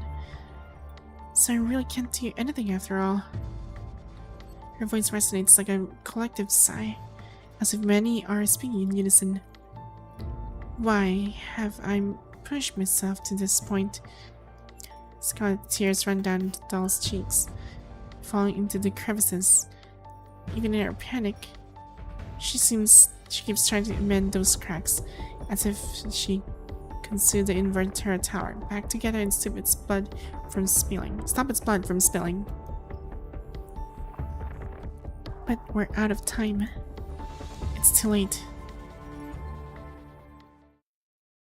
Meanwhile, as Cradle warns, so long as she's under the tower's influence, she can't be killed for good. The fruit might still linger as Lucia has to apprehend the fight. Even so, she's powerless against a creature that revives over and over in the red tide. The two battle for hours, and by the time night settles in, you find yourselves ushering in the new year to the creature's fading house. Don't rush things. The red tide underground still isn't ready. You can't head down here yet. Even if you decide to leave, I'll block your way, and that commandant will be pinned down by a pack of useless rotten wood. The only path you can take is the one I've laid out, unless you're ready to make a choice, Lucia. Team up with me and kill Chaos. I told you I won't let you or Vonnegut's people off the hook. She grips her power katana and lunges again. Cradle quickly steps back several paces, her fingertips dancing across the strings. The music echoes like a moonlit lament, summoning the dead from within the red tide. I've seen memory-corrupting tricks like these 100 times over in the inverter tower. She swings her swords and shatters the haze of illusions before her, then charges straight at Cradle.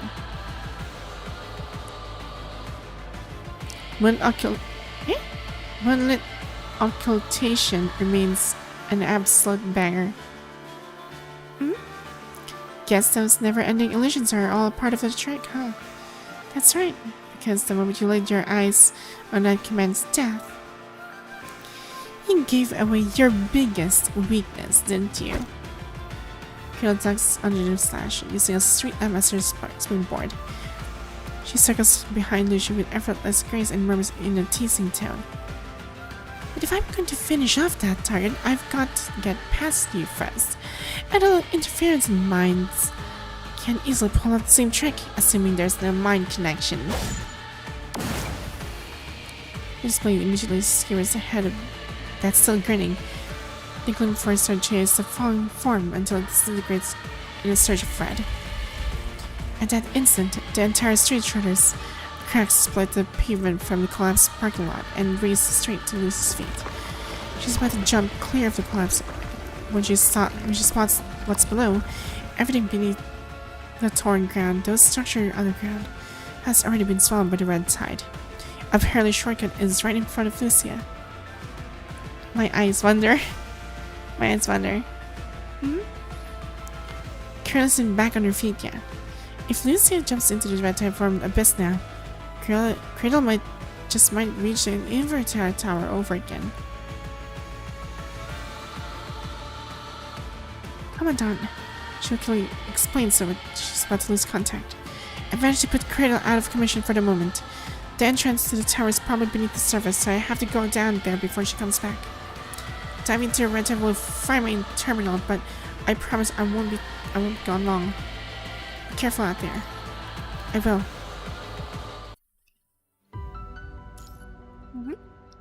All paths to resolution crumble like drifting on an arc built of rotting wood amidst a flood of annihilation. Okay, let's check this out. And that commandant will be pinned down by a pack of useless rotten wood. In concept of the folks creating the labels Vonnegut, they're all looking at each other terrified. So, any conclusions yet? There's no way we have one yet. I thought just finding that corpse on the second floor was enough to freak anyone out. But seriously, that weird red-tide hair creature whatnot just showed up downstairs, and now there's one on the 7th floor as well? Hope I can play more of this on PC. Hmm? It's actually pretty nice. Hold on, isn't that the merc who sneaked in 3 nights ago to swipe our cookies? Yeah, I was wondering why he then showed up for days to steal our stuff. So he's dead. Maybe the mercenaries turned on each other. I guess it was the Hetero creature. Oops. Torn spots on his clothes show running flames. It's winter, so there's no way things would decay this fast. You seem pretty skilled. Are you a cop of something? I guess I could say that. So what's your real reason for being here? If you're lost, this is way out of your way, isn't it? Well, you really know who they are, so there's no guarantee they'll buy into any of your time travel talk. The bigger issue is, even if you manage to spell it out all out and tell them what's coming, you can't begin to guess what that might lead to. When everything went down, we end up stuck in the subway till after the train shut off. We've been hunting for an exit ever since. The subway? But isn't that way too far from here? I'm not really sure what's going underground. My terminal's lost its signal, and before I knew it, I somehow went up here. They glance at the body on the floor, then exchange where it looks before finally turning your gaze this way. You're a cop, so you're probably better at investigating, taking the lead than any of us. What's the next move? Let's head for higher ground if we can. The red tide down there is dangerous. It's dangerous up there too. I even spotted some mercenaries who just died. Good. The fewer of them, the better. Maybe the fancy custom robot took them out. What? When you first got stuck here, a high-end custom robot shows up to talk with Yoku. Right, it's been days since we've run into that invincible robot. Yoku, did she tell you anything? Yoku? Why is it Yoku? Her name is Yuko. No, I have no idea. An invincible robot. She's kind of like... She's just a robot, you know? Some rich folks like to make them look like their favorite characters. Sometimes they'll even do chores or act as bodyguards. And that's pretty much it. Oh, really? I recall you had one with you. What's her name? Lucia? She was impressive. Able to handle just about anything in a fight. Seriously, a robot that can take on anything? Even those hetero creatures? You guys have been lethargic all along. Suddenly looks up with wide eyes. She's a person! Wait, are you serious? But that getup she's wearing, it's obviously a custom paint job, right? Plus, it uses this year's hottest design trend. This year's hottest design trend. Yep, I've come across loads of these requests on freelance sites. I see. Vonnugie even said that this frame is going to bring back the golden age's glory when they were designing its code. So aliens must have looked up some old data for inspiration. Ah, well that was useful. Fine. Huh? Where's Miss Lucia now? She's downstairs taking care of the other hetero creatures and looking for an escape route. We just need to hold on a little longer. I'll handle whatever's upstairs. By the way, are you sure that robot hasn't gone nuts from the infection? No. She's the same as Chaos. There's no danger for her at all.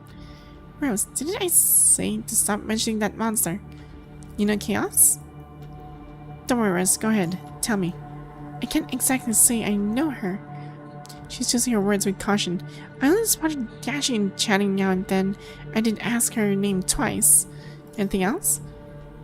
Rose scans the crowd, nervously shaking her head. Only now does she realize they're all glaring at her with revulsion. Has Chaos done something terrible to them? Why do you all hate that name so much? That's a monster. I've actually seen someone's skin decay that instant they touch her. I mean, it's a terror creature after all. Hugo says that the monsters far more dangerous than the occasional street creatures are those berserk work machines. Didn't you just get here? Then how do you already know its name? I heard Rose mention it when I got here and caught a glimpse of her, but I never had a chance to ask. Rose tilts her head to the side like she's trying to recall whether she ever mentioned Cass by name. Luckily, she doesn't ask any further. But that robot. Anyway, getting this news while we're stranded is a lucky break. Any idea where she is? Another set of hands would be a big help. Hugo, you're close with her. Got any leads? She turns her head away and remains silent for a long moment. It's only when the building starts to shake again that she finally speaks. Her face set in a cold expression. I don't know. You two aren't frightened, are you? Fight with robot? Well, it's an advanced custom robot with personal data. It's bound to have its own quirks. Arguing with people is that all surprising, right? Oh. Hello, Arts. So what does this thing look like? Does it have a name? Name? I've never heard Yugo bring it up. She glanced over at Yugo and still doesn't seem interested in discussing it. She's, young girl with black braided pigtails, wearing a green cloak. That is definitely Lucia. Huh. I want to ask some more questions, but you hold your tongue. You're not sure about her ties to Cradle, or if she's already planted the wrong ideas in these people's minds. Pointing out that you know the truth wouldn't gain you any allies. Even if you manage to explain everything, failing to clarify would only stir up more complications. It's just, you can't believe you almost let such a vital piece of information slip by unnoticed. Cradle clearly has the means to reach this city ahead of schedule, which is why Vonnegut put up the force field barrier. She's likely been in contact with these folks for quite some time. But since she calls them rotted wood, you're guessing they won't spill any important intel. Just then, Barley, who's been quiet this whole time, finally speaks up. You look like you know that much pretty well. Hey, don't think this is weird. This isn't the first time we've run into those creepy twisted terror creatures. We ran into something like them a few days back, right? We still don't know why they appear.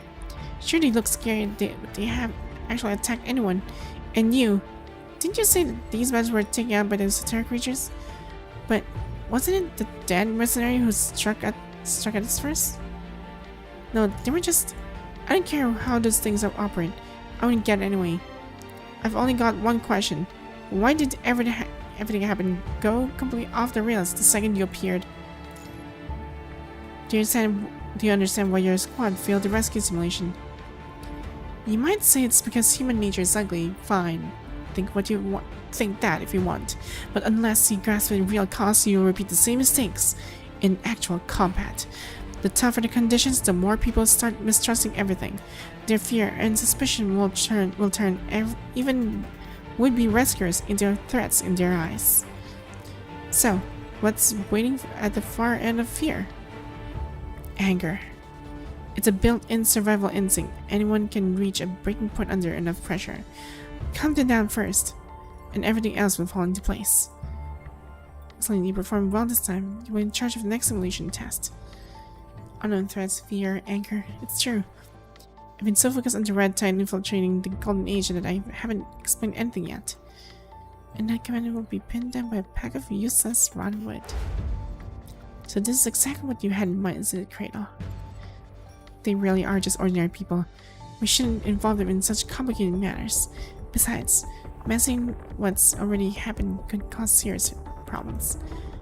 While that idea isn't wrong, we shouldn't skip communicating with them either. Alright. With everyone looking at you uneasily, you let that small sigh. You're just about to say, I really should explain a few things to everyone. When the twin observation tower suddenly starts shaking again. This quake hits especially hard, causing the lights of exhibition hall to flicker on and on and on. Hey, did you guys hear that creepy noise? Darcy's voice is shaking uncontrollably. We found out your secret. You're gonna shut us up for good, right? Aren't you the one who killed the lights on the side and then blame me? Hang on, be careful. Those footsteps belong to terror creatures. You can hear them on the upper stairs. Tap, tap. Sounds like they're on the 10th floor coming down. Under the whole place, with the whole place shaking, you can pick up a rushing noise, like a wave about to crash. Quick, head upstairs, now. There's something freaky up there. The red time below is even more dangerous. Stick with me, I'll take care of those creatures. What makes you think we have to listen to you? I'm the one who knows how this monster works. I'll fill you in once we are safe. They're unsure. They push on through the darkness. Hold on. It's a mission with all the lights. Finally, catch a break. Once again, illuminating everyone gathered. It's like every disaster is colliding at this exact moment. With Yuko's horrified look signaling that something terrible is about to unfold. Miss Rose, where did she go? Oh no. Could be one of the terror creatures? Do you think that monster called Chaos took Rose, do you? She can have gone far. Let's go and find her. Uh-oh. Seriously, we're half dead from hunger. How fast do you think we can move? Just making it to the stairs has already wiped me out. She yells this while splitting off from the others, combing every corner in search for us. Forget it, kid. Keep this and we'll all end up dead. Plus, this might be some scheme to split us up. If splitting up was my goal, I wouldn't have to try this hard. 3 minutes. If you don't find him by then, we'll go up the stairs. We're heading up together. Fine. I'll check downstairs. You guys search the floor. And don't forget the bathroom. What about you? I'm going upstairs. Where did Rose have gone? What snatched her away? Why didn't she cry out? Did she not even get a chance to scream? Yes. The name Rose mentioned, and a very familiar one at that. Your thoughts are racing as you dash up the stairs. The moment you reach the 8th floor, you spot a drop of vivid red blood at your feet, stark and glaring in the faint light. Blood? It's still fresh. You can't tell if it's Rose, but at least it means whoever's hurt hasn't gone far. You sped up, tracing the bloodstains deeper into the expansive sand hall. Each drop seems to fall close to the next, as if warning you that you're closing in on what's really happening. At the end of the trail, you find a hairpin lying quietly in the corners. Roses. Uh-oh. Turning the grip on your gun and cautiously move toward the corner where the hairpin rests. Not Morty. Inside the wall as your shield, you quickly pivot and take aim at whenever an enemy might be lurking. But in the gloom, Rose's body is suspended from the chandelier, overhead in a grotesque pose. Ugh.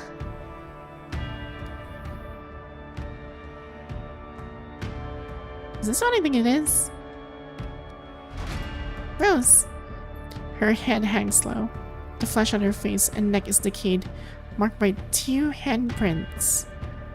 Like someone took her to grab her by the neck and smother her, and then... Wait, what? Fine. A soft footstep pierces the stillness. You whirl around to find a figure who haunts your dreams, lurking in the shadows.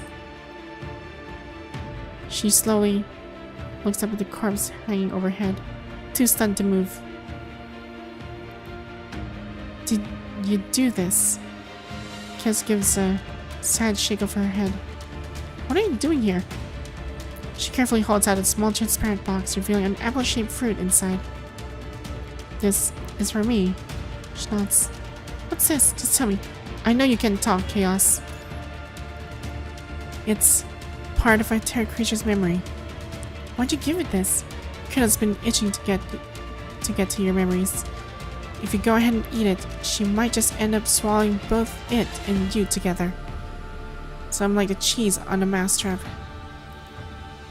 So what exactly does it do? She stays quiet as though she's asking, Are you really prepared to face this ending? I'll decide whether to eat it or not, but you have to spell it out what I stand to gain or lose. If all goes according to plan, this fruit will fuse with Cradle, making separation almost impossible. That way I can keep her in check and stop her from fully controlling the red tide.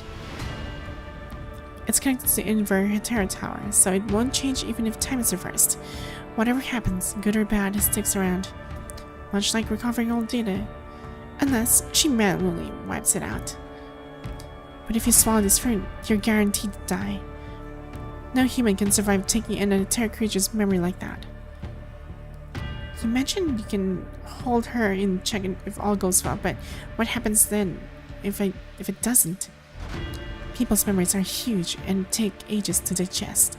But if Luck's on their side, she could spot this chat between us from the beginning. Then, before it's too late, she could extract the fruit. In that case, we'd lose. There'd be no way to contain her anymore. In short, we're taking a gamble here. We've discussed so much, but you've forgotten it all. Do you really still believe in all this?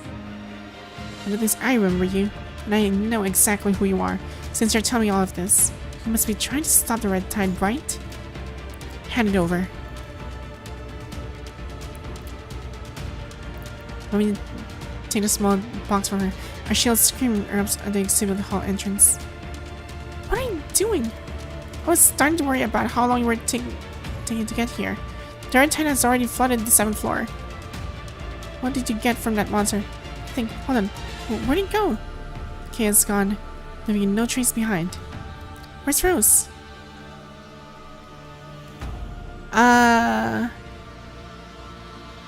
How will I explain this? I don't know how will I explain this. Rose is hanging decayingly on a chandelier. There's no time to say anything. Darcy spots Rose. Bond is spent in the air. She's gonna scream.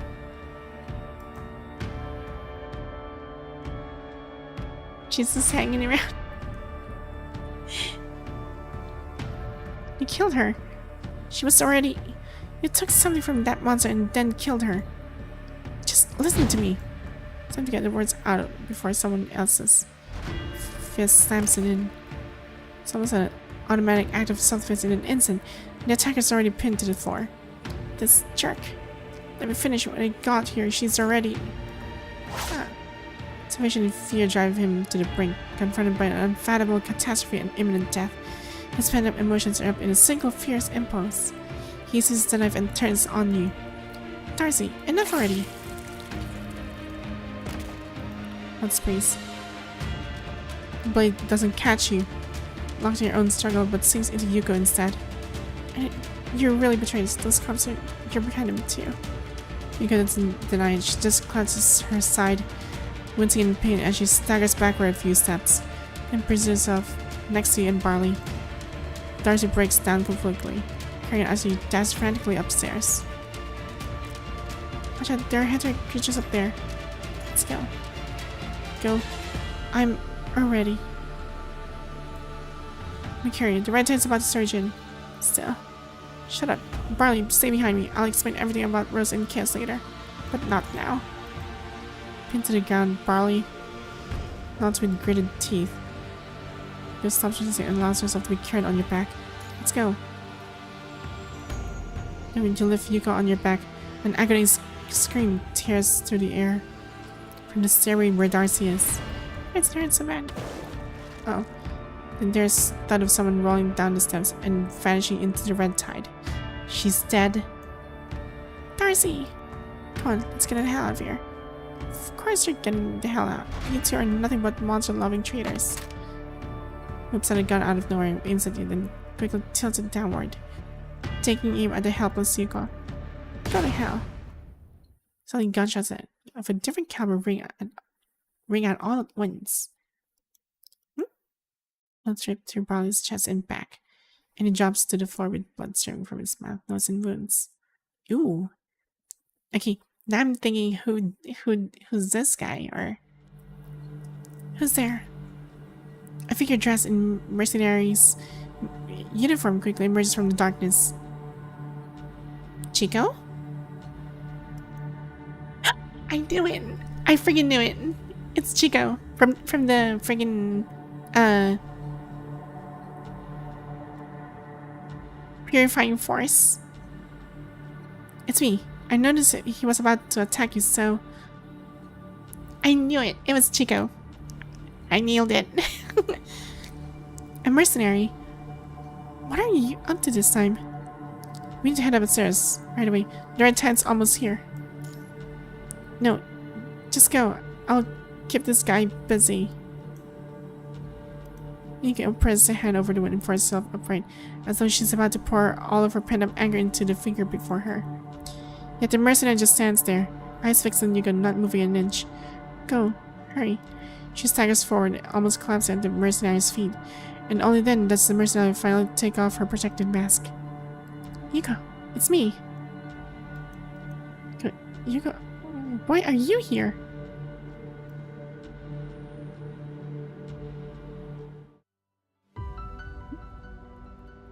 Okay, that is a very, very interesting question. Since, darn, imagine time traveling where the characters were still alive.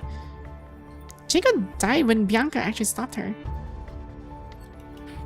Well, actually, Chico died during the events on the I forgot the name of the facility.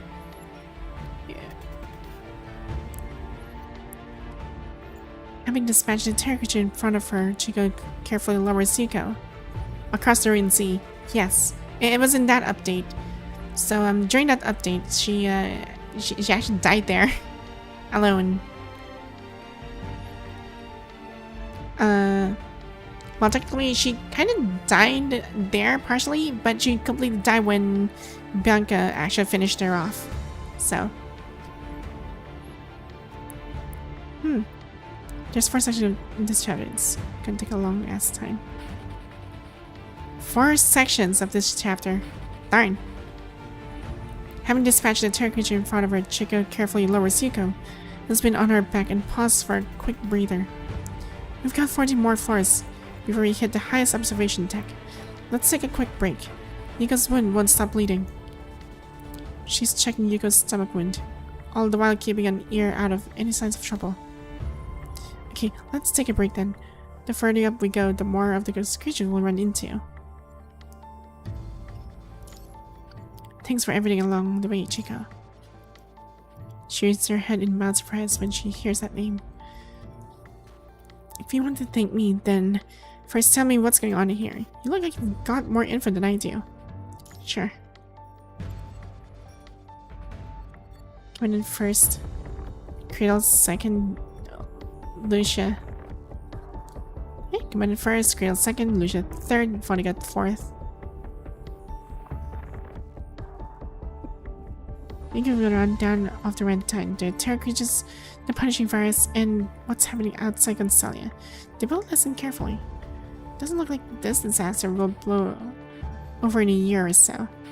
Yes, this is the only start of the crisis, so how come you know all of this, and why are you calling me Chico instead of Kirishima?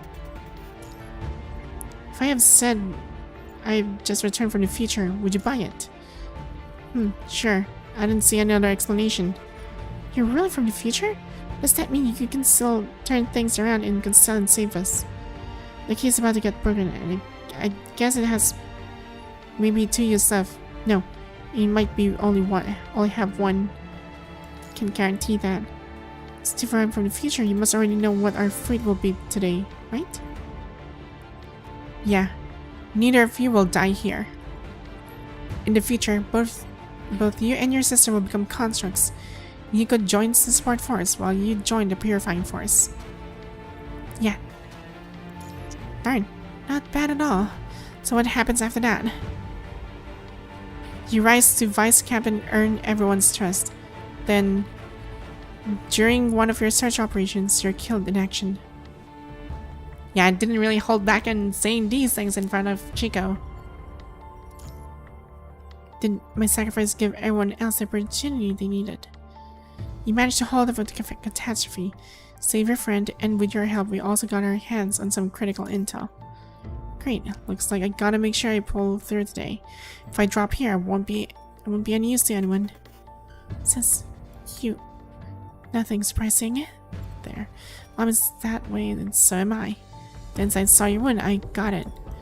Those who are cornered often cling to sacrifice as their proudest virtue.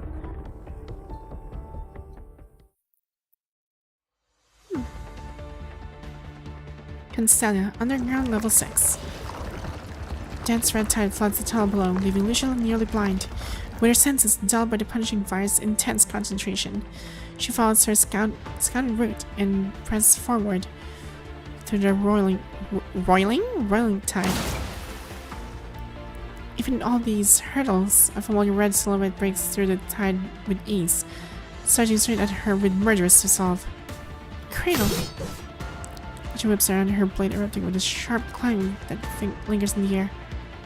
Cradle staggers back, but in the blink of an eye swings her scythe again with a scornful chuckle. Under the crimson surge, both blades clash and strain, vibrating until they unleash a shrill, prolonged ring. The clash reverberates and echoes, recycling over and over without pause. At last, the surging red tide engulfs every piercing sound, turning them into a low, ominous roar. The fruit is due is finally wiped out. Now I'm done holding back. The side skims Kodak's cheek, its sharp gleams sparkling, the red glowing Lucy's sides. Shredding fluid whips from the ground, stretched into a thin strand layer with swift movement, then dissolves into the endless red tide. Out of the way! Patches ignite in a brilliant blaze. Lucia then narrows her eyes and slashes, breaking Cradle's tight offensive. The moment Cradle slows back in a flicker, Lucia surges forward to confront her head-on. Raising her blade high, she slides through the surging flow in a bright flash that illuminates everything around her.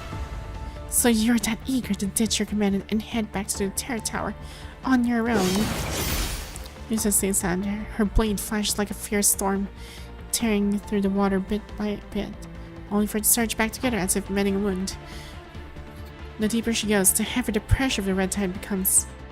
Cradle scatters when their blades clash, leaving behind it the derisive laugh. When the enemy disappears again, Lucia adjusts her stance and dives even farther down. But the red tide quickly swirls into a near human shape, a curved scythe once more poised right behind Lucia. You really think that command is safe just because I'm here? A savage surge of murderous intent tears through the construct's awareness. The device on its spine flares a bright warning red. Flames roar non-stop, propelling it away from the foe in a flash. This time, Critical Brainstorm charging in. She flicks her wrist, sending her scythe into a sweeping arc, while her body tilts backward under its weight. All the while, a radiant grin remains fixed on her lips. Come on now. Show me whether the blood you've wrung from the Terror Tower can flood every corner of Constelia. In the midst of her swift descent, Lucia abruptly stops. Katana materializes in her left hand when she whirls around, bringing both blades up in front of her. Overhead, Cradle's features lie shrouded in darkness. A swirling crimson current wraps around its side's blade, just as the construct raises her blade. The humanoid terror creature now has her weapon in the same manner. The attack reverberates through both blades, demolishing any defense with a resounding clash. The side's tip tears open a savage gash across Lucia's chest. Her complex mechanical systems rupture in an instant, shards flying from her torso. Looks like today's the day you meet your end. Lucia keeps her sword held firmly, her stare fixed on Cradle's face. Every clang and echo around them fades into the relentless roar of the red tide.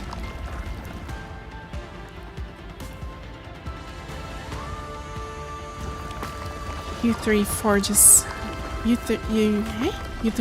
ahead. your weapons rattling with every strike. You and Chica trade off the severely injured Zico as you ascend the exhibit stairs without pause. You're almost at the top floor. The tide behind you rushes up the stairs in a flash. Its roar thunderous. The red tide is closing in on the top floor too. A harsh roar echoes through the air as the building's front wall slits open, and a twisted giant claw wedges itself into the crack. A deafening roar tears through the air again as the terror creatures lunge straight at Chico, who's carrying the wounded Yuka on her back. The creature snarls in pain as they crash to the ground, then tumbles into the run's tide. Stay close to me. 2 shots echo from the back across the field, sending the entire creature in the way, toppling off to the either side. The red tide swallows and dissolves its creation, steadily eating away at the skyscrapers. The route to safety climbs endlessly upward, with only echo of footsteps shaking the stairwell silence. Lift, aim, pull the trigger. As a shot rings out, another terror creature vanishes in an instant. The relentless gunfire leaves your arms tingling with numbness, and you mentally track the dwindling ammo and distance for them. The ammo on the left side gives way in an instant, and a nimble monster pounces with its claw outstretched. Its massive jaws snap on the pistol in your hand, but you already aim at its throat, unleashing another round. Taking advantage of the forward rush, with nowhere left to run, the monster's neck collides with the shining blade. Searing hot blood splatters across your faces as the creature's head detaches and tumbles free. Chico! Chico strides forward, kicking aside the headless corpse in her path. With one hand, she steadies the wounded person in her back. With the other, she grabs your arm. Adrenaline spikes, powering your legs to drive upward with a swift kick. Exhaustion dissolves. You reload to aim and pull the trigger. The bullet erupts from the chamber, tearing straight through the enemy's body. Bullets rip overhead. Monsters cry out in torment, and panic screams echo behind. It all roars at a blast so intense, it feels like it can split your head open. These sounds unite into a sweeping pulse pounding symphony, while the tower's windows sadly reflect the desperate scramble of those racing for safety. We're nearly at the top floor. Since we get to the top door on the top floor, we can make it to the viewing bridge. This isn't a promise of hope. It's a final countdown when there's nowhere left to run. What if the red tide rushes to the observation bridge? Then what? If there's any higher ground, is there any higher ground left? Nope. If that's how things are, then what are we gonna do? Look down at the box Chaos gave you. We're throbbing a terror creature's fruit is alive. If all goes according to plan, this fruit will fuse with her, making separation almost impossible. That way I can keep her in check and stop her from fully controlling the red tide. Except, no human can survive taking in the terror creature's memory like that. Are you ready to take... Are you really going to stake your life on this? The key's about to get broken, I guess. It has maybe 2 use. No, it might only have 1. Thank you. Against over your shoulder, several monsters and terror creatures are clawing their way out of the red tide, all vying for the exit. The ambushing creatures unleash piercing cries before tumbling back into the tide, one by one. Scrambling to dodge her attacks, Chica loses her footing and goes rolling down the steps. The red tide surges even closer, now just a step away. At the bottom of the stairs, Chica's leg twists at a grotesque angle, leaving her unable to stand on her own. Sensing death at her heels, Chica forces herself up. Acting purely instinct, she raises her arms and hoists her younger sister to safety. No, I'll pull you up. She took us to stand, fresh blood leaving her abdominal wound with each attempt. Both of you, take the hand. Darn, these sisters are actually in trouble. Before her help reaches the distressed figure, a swarm of shadowy butterflies burst out from behind them both. Open fire for defense. glides gently across the treading water, settles near Yuko's ear, and conveys its master's command in a barely audible whisper. Then, as though it's threatening, the butterfly proposes, drives right through Chico's shoulder, and her blood pours down in a thick pillar-like stream. Chico! You finally drag Chico up and guide her to the bridge entrance. At the same time, Yuko claps on the steps, looking like she's ready to meet her end as she watches the red butterflies. The red butterflies ignore her and fly straight at you and Chico. If we don't move now, we'll never make it. Those words jolt Yuko awake. Clutching her wound, she struggles to stand, and under the red butterfly's watchful gaze, makes a desperate dash towards the exit at the topmost level. Together, the three of you step into the highest point, one that offers no way back.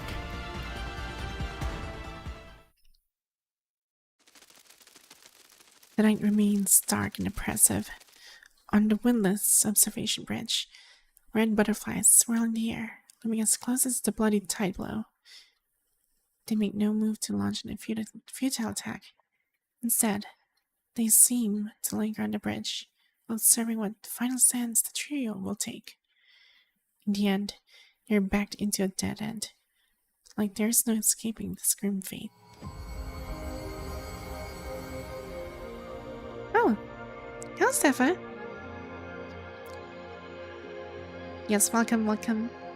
Glad you like the bunny suit. Dazed, it feels like you're already trapped in that endless inverted tower, forcing the same desperate chase and bloodshed. Yeah, I've been killed like this more times than I can remember. Hello, Jay-Z. But at the end of each tragedy, Lucy is always right there beside you.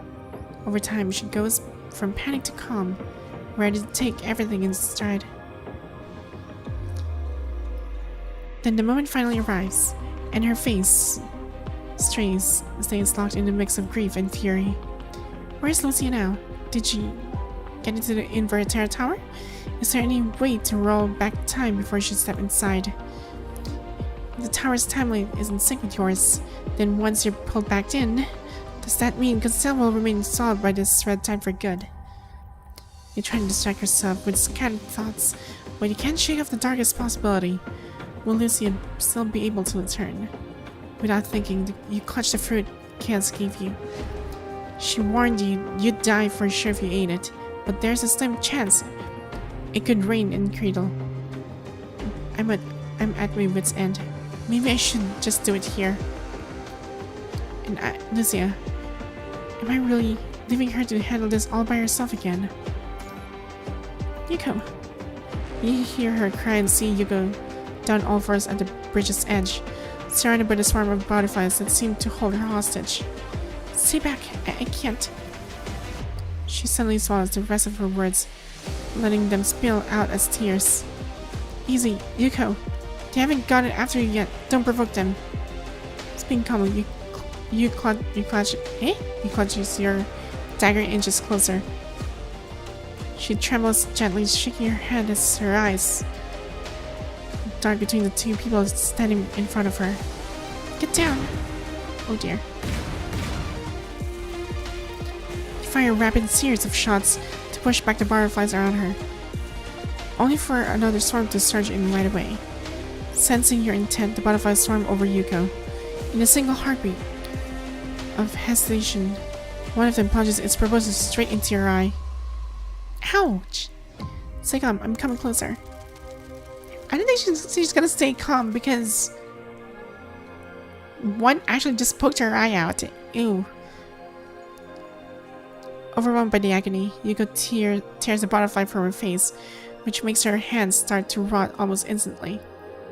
Please, I'm begging you, just leave me behind. There's another level across the bridge. Let's hurry. There are tides rolling in, and the butterflies won't spare us. Don't give up now. You carve a path with your dagger and catch Yuko by the railing of the observation bridge. Hang on a little more. There might still be a chance. Chance? Lean on me. Wait. Halfway through her words, a sudden jolt of pain lances through her chest. Huh?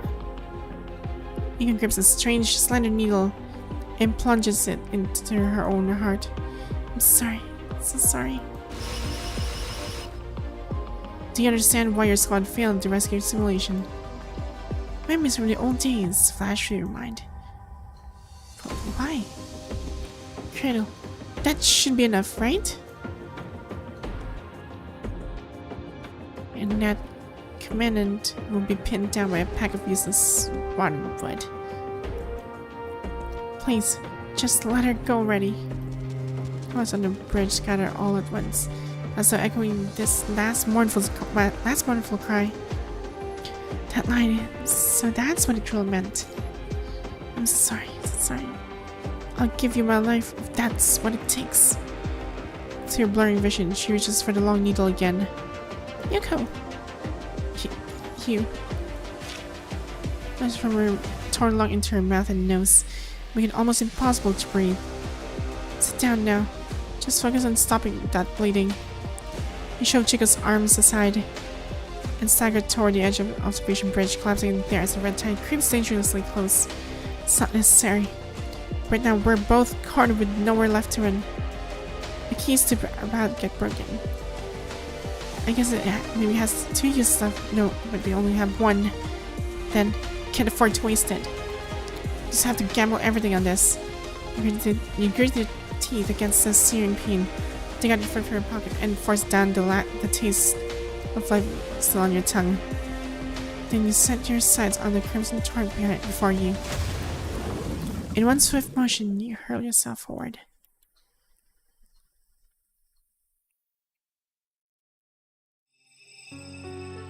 Can't tell how long passes, but the thunderous crash of the tide slowly fades.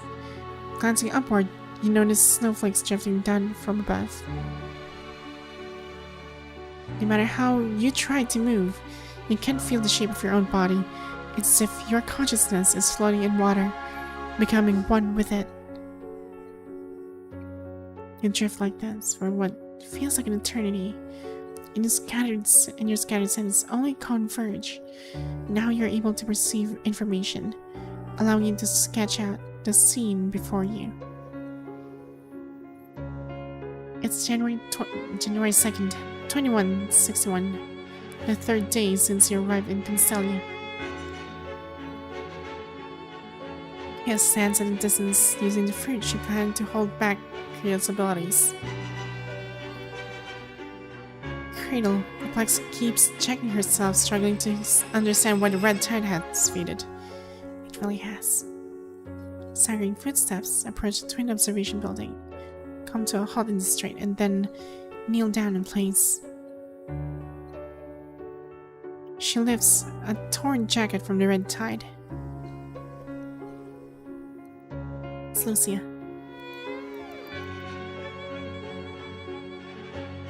Commandant. Her voice quivers and her fingertips tremble. Is this all that's left for us? Am I making her show that expression again? Am I dumping all of this on her to deal with her by herself again?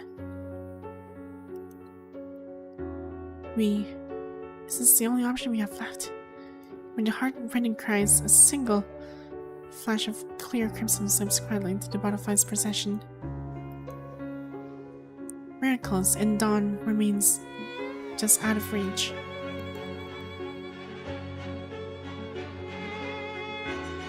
Shaper's Ripples by me. Eh? By me? Oh dear. Whoa.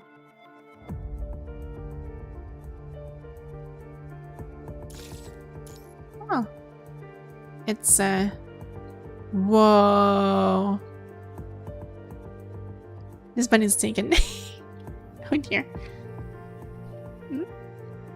Okay, this is actually pretty interesting. The static in Glorious Age are running log on lush green mountain. This is the birth record of another future agent here in this world's cradle. Wait, so did I just time travel again? If I'm looking at the scenario in this one looks like the time when Gestalt was attacked. No, I don't think so. This Babylonian was actually attacked. With the first, I think that was some time where I saw Selena back then. They're taking punishing a bit too far. Yeah, I'm really curious. Okay, so the first one's Commandant, the second one now is Cradle. So we're on Cradle's POV. Yeah, I think I'm gonna continue this next time. We'll continue this story for Cradle, because this thing looks really promising, though. I might actually reserve this entire stuff for. But if I do, I'll be missing quite a lot. So I'm thinking about it.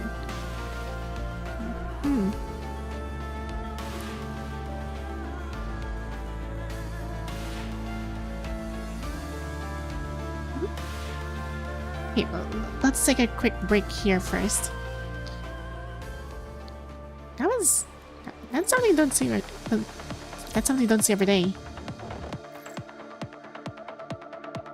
Oh wait, I haven't done this. I must try this first.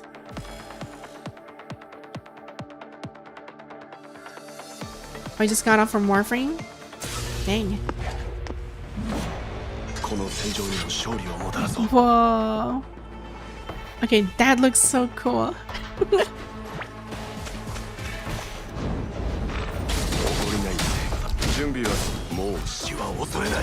Oh dang, he looks so cool.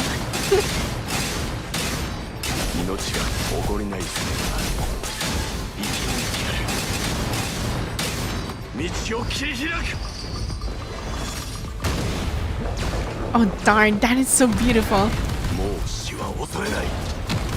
This thing is really well made. I like this.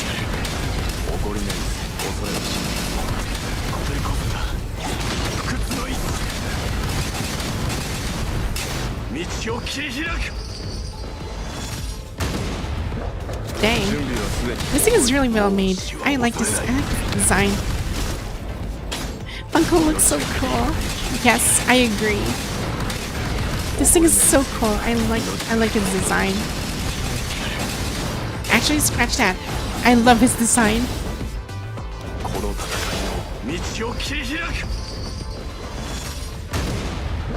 And that freaking final shot was beautiful. It actually shows up like a demon face in the flames. So cool.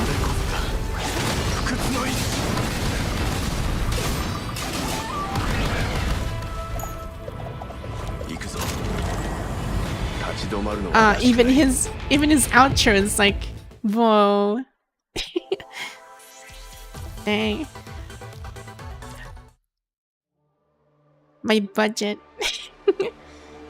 Darn, if I could purchase this, I would do so. Let's try a Kenny Ryder.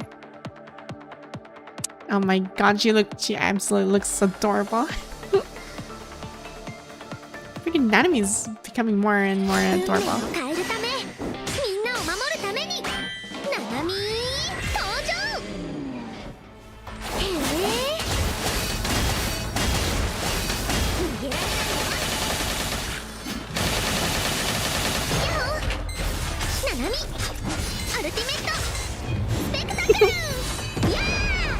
Oh my god, it's so beautiful.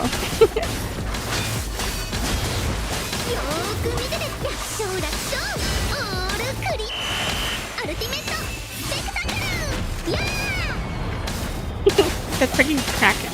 And that one's so lovely.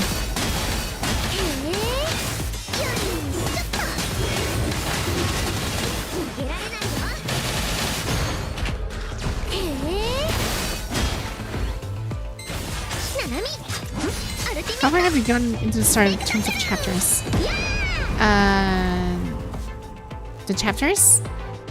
Like, you mean in the main story or the current story? Because if you're referring to the entire story of PGR, I'm already at the Lucia story. I'm doing Shaper Circles.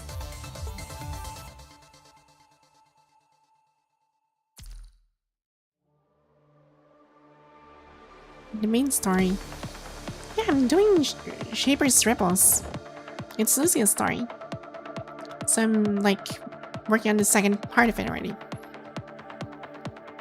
あなたの気にかける未来にあなた自身もいてください。指揮官。Okay, so I actually got a prospect on what's gonna happen next on the next patch, and I saw that I can actually get a S-rank selector and just grab an enemy from there. So I can pass an enemy from this patch and just worked on with Ishmael for the next patch, so I can save up this one. I can start saving this.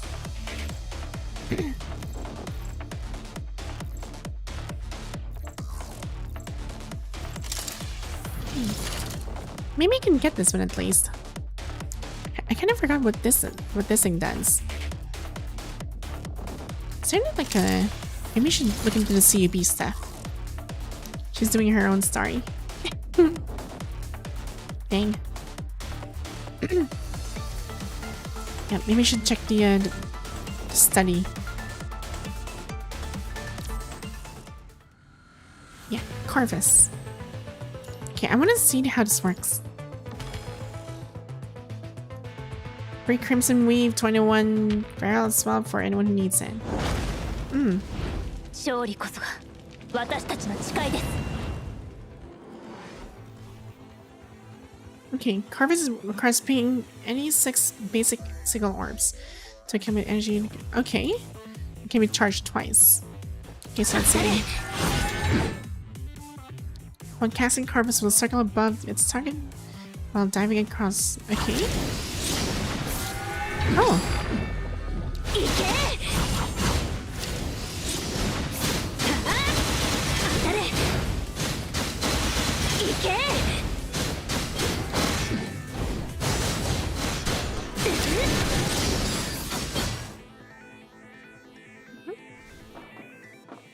Okay, pink, yellow orb. Yellow, yellow. Starting flame. Carvis will shoot blasts of fire at the target from the air to deal damage. Oh, okay.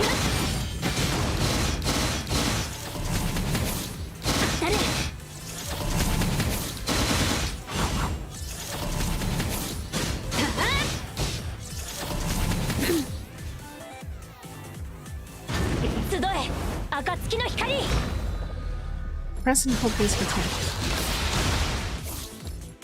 Oh, okay, so it actually joins in.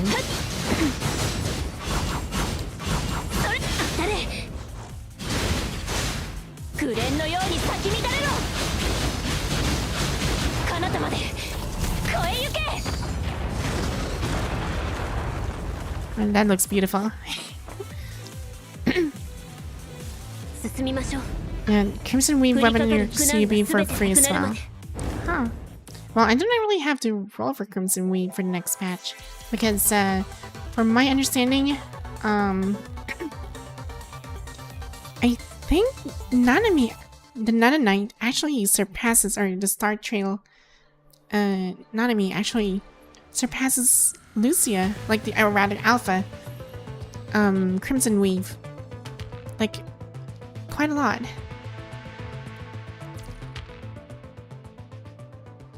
So, yeah. I guess I can start with her weapon. Probably. Or I can still get, friggin',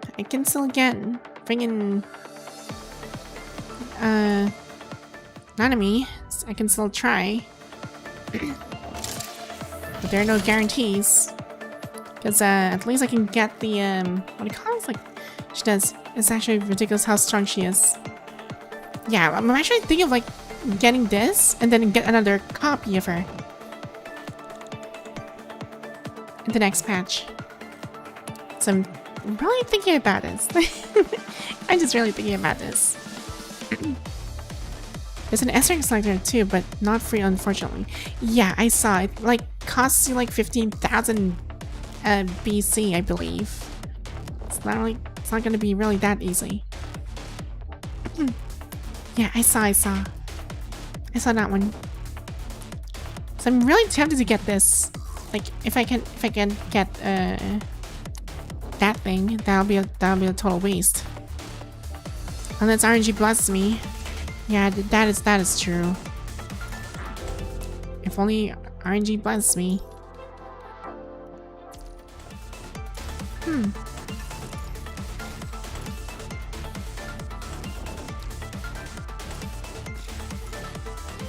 Okay. Helsing. Candy Rider.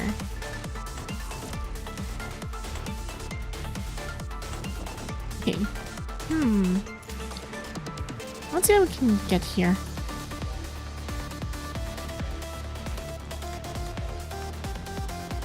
Yeah, I think I should really try. Well, since I can't really go into that story just for now, might as well continue with the other stuff here that I have been pending for quite some time. Especially this one. I still haven't done this. I really need to finish this. I'm really behind. I really need to get, and I really do need to focus on this. Or maybe I can reserve this in an entire stream. Just this one. All about the derived from Matrix. But with what's going on with PGR right now and everything's rushing in. Actually, that's a very good idea.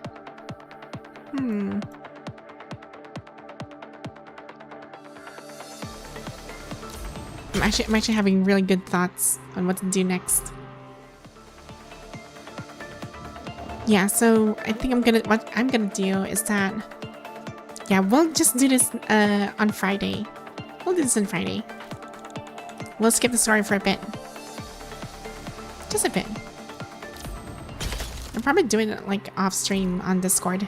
I'll just be hanging around there. Because I still have another task to do today. But of course, well, should I try? Should I not try?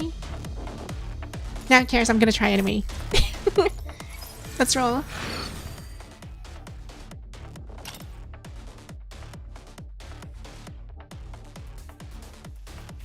I've got a bad feeling about this. Yeah, I lost it. Darn. I tried. I tried. It's a good try, I guess. Darn.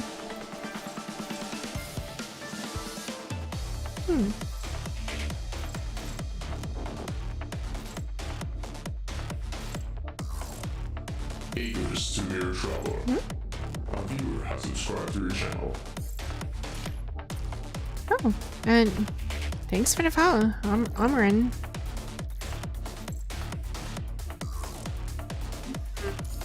We need this. Yes, I think I should. Yeah, I'm getting this.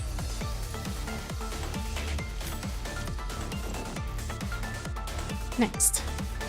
Oh, okay. Just in time. What else? Yeah, maybe we can do some runs? Oh right, Stronghold! There's like 2k per week, so not all is lost. Yeah, that's true. That's true. And you know what? I'm gonna use this now. Because why not? And we have like, what? We're still in 2 hours and 30 minutes into the stream. So I still have a lot of time. But of course, it's I'm gonna take a break. Then we'll probably continue Shaper's Triples again. Because I really want to see what's gonna happen in Cradle's storyline. So we might actually do two stories. And then we'll do an entire finishing story for Cradle. Then after that, we'll just go ahead and finish whatever is left for the challenges. Especially this one. This thing is really important for me. I really need to get I need to start moving for this. Pretty much 10 pulls per week, so that's nice. Yes, that's true. Yeah, you know what? I'm gonna try Stronghold. Because why not?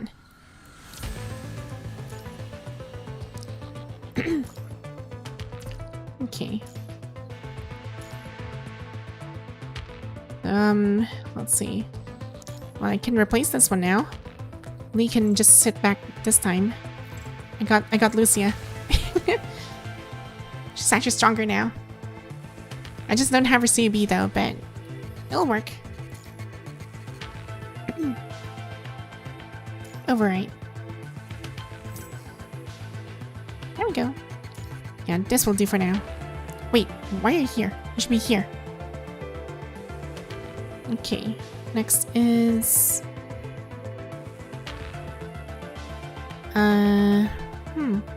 let's save this again. Overwrite. Maybe we should change her CB.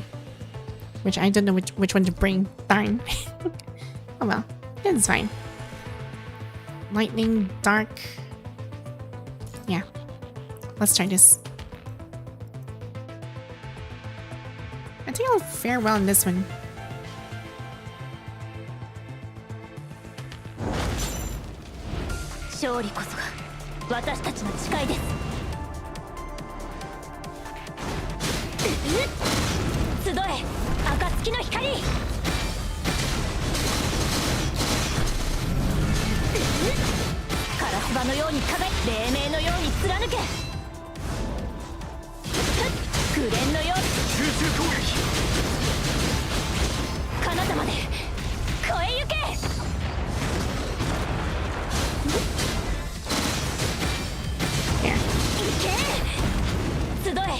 There we go.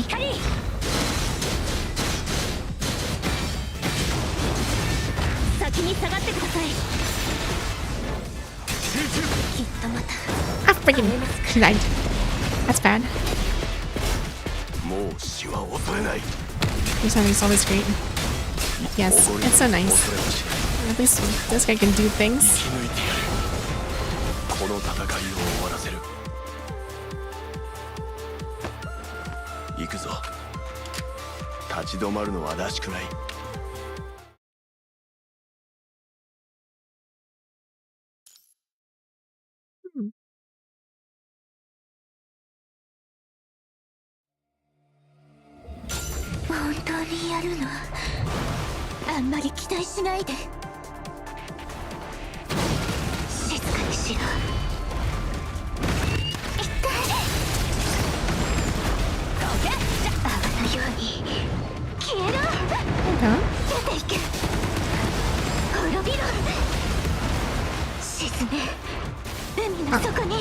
Wait, did I finish everything? Oh, it's done. Wow. Why is this so easy? Fine. Lamia had it easy. Oh, by the way, also, hi, Yomi. Welcome.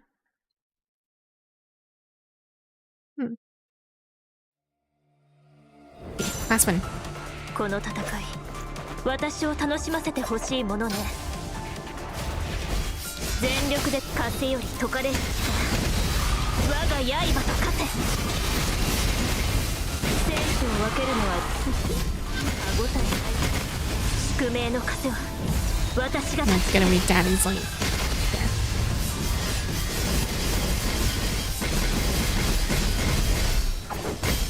全力で風より解かれる力我が刃と勝て。歯応えない無駄な宿命の風は私が断ち切る。あがいてみせてゴミクズ。私がいる場所が戦場よ。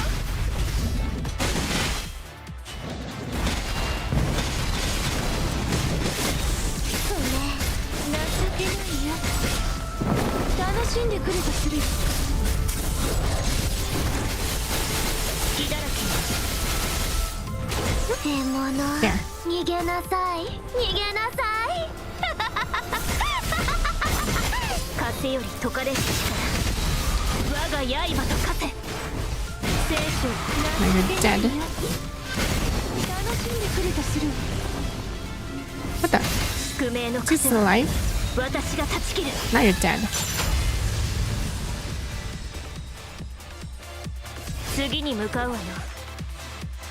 I haven't done my stronghold for quite some time, so I guess most of the stuff here are gonna be breeze. Hey, that's more stuff for me. Next. Dang, I don't really have to use Lee anymore. Lee got retired.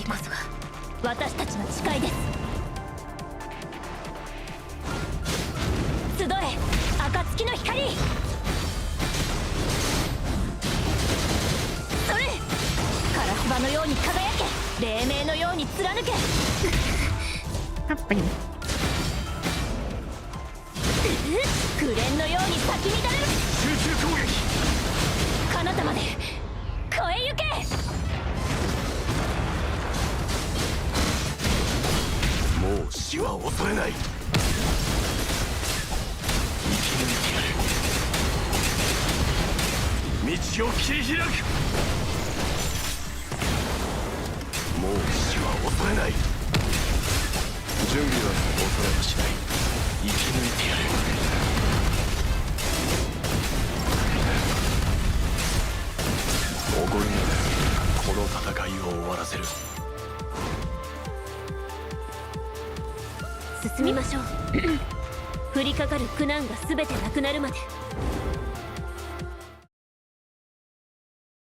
And I still don't have the CB for Lucia.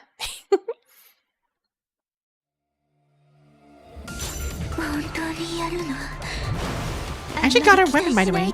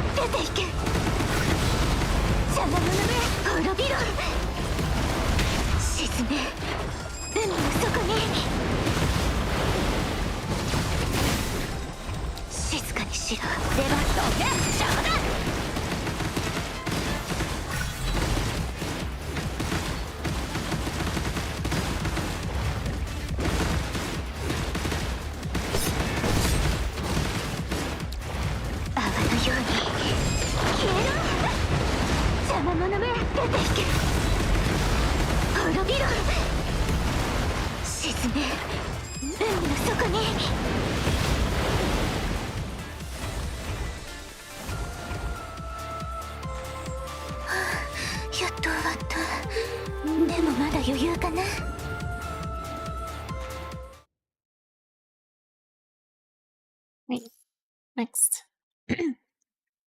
Or rather, last one.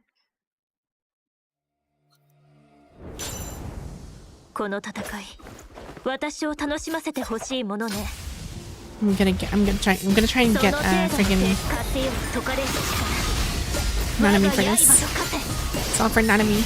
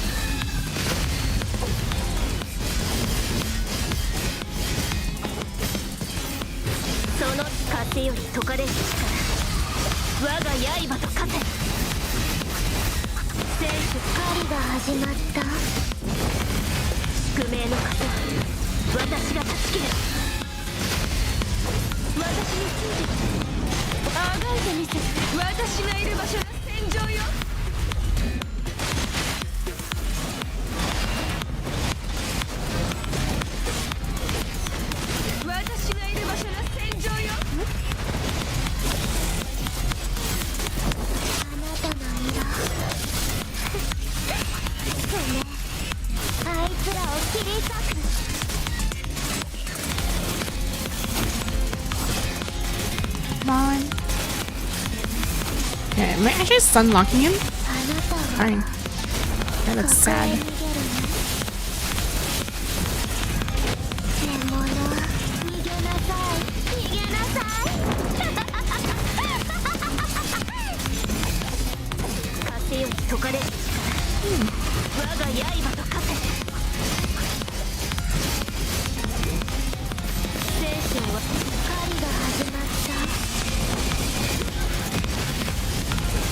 命の風私が断ち切る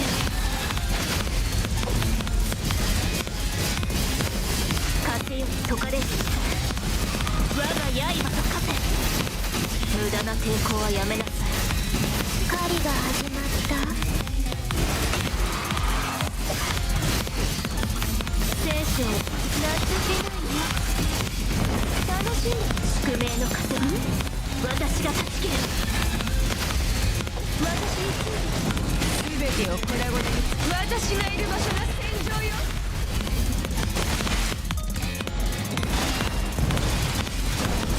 全てを粉々に私がいる場所が戦場よ There. One. And a few more. 獲物の匂いがするあなたの色情けないね楽しんでくれてする Oh, wow, that hurts. 緩めてはダメ風より解かれる我が刃と化せ無駄な抵抗はやめなさい狩りが始まった Oh, it's gone. 次に向かうわよ The music is so weird. 終幕ではないわ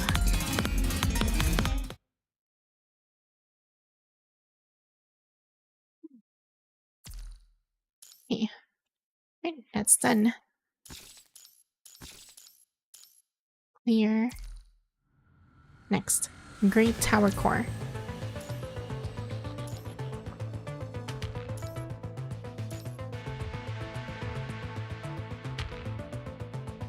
Hmm.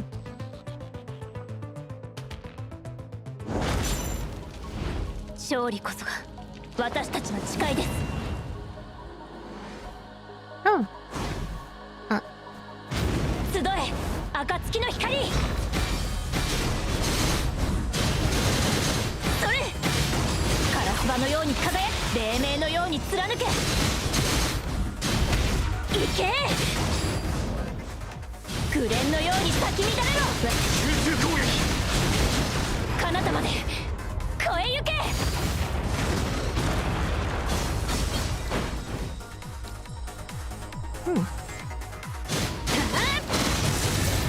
集え 暁の光 There. I'm actually getting the hang on her skills. カラスバのように輝け黎明のように貫け紅蓮のように咲き乱れろ彼方まで越え行け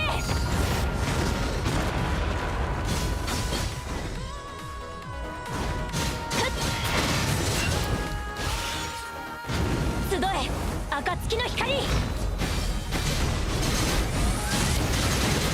れ行けカラスバのように輝け黎明のように貫け紅蓮のように咲き乱れ集中攻撃彼方まで越え行け Dang. I feel like I executed that perfectly. 降りかかる苦難が全て That was なくなるま beautiful. で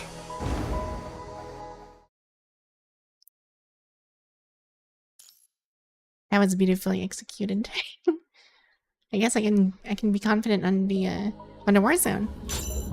Once fire comes back up. あんまり期待しないでこれが Ah, freaking, whoa! She instantly killed my freaking Lamia. 本当にやるのあんまり期待しないで I should be careful in this. 静かにね私の目の前から泡のように Here. 消えろくらえ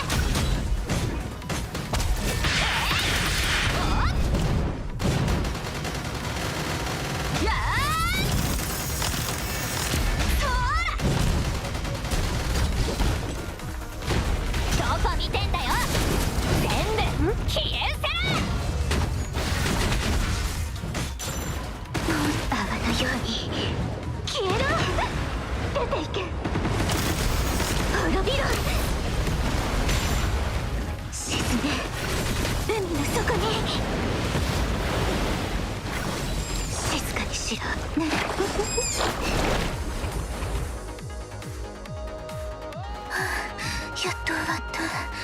でもまだ余裕かな。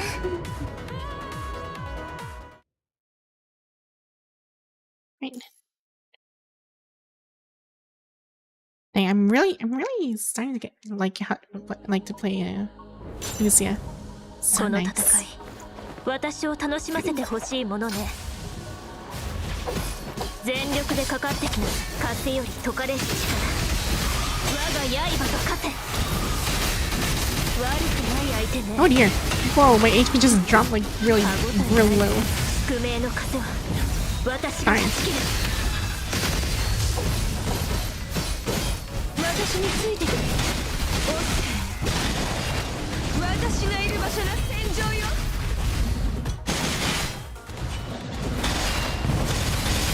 私がいる場所が戦場よ。あなたの情けないね。楽しんでくるとする。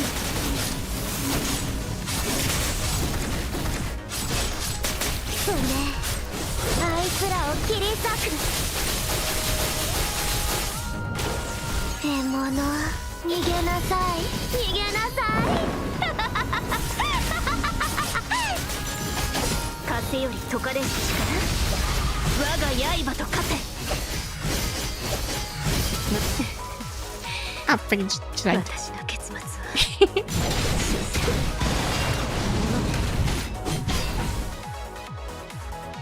At the last second, しても私には絶対 Alpha 服従 just よ。 drops down. そうよね。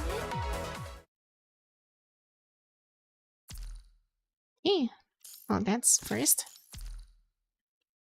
I wonder how much can I do more of these things? This is actually pretty nice. This is all for the glory of friggin' Nanami. I was actually thinking of like rolling for the 15th, like for the S rank selector, but the stakes are too high. I can't really risk that. 集え、暁の光。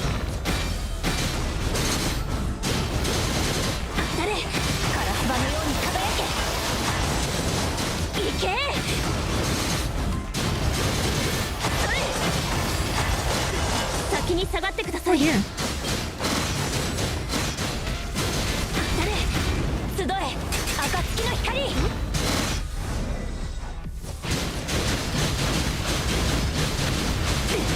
彼方まで越え行け。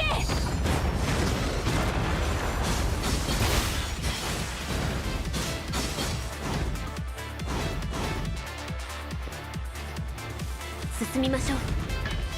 降りかかる苦難がすべてなくなるまで。There. Let's just finish this and we'll take a break. Because I'm starting to feel hungry. 本当にやるの？あんまり期待しないで。Hmm.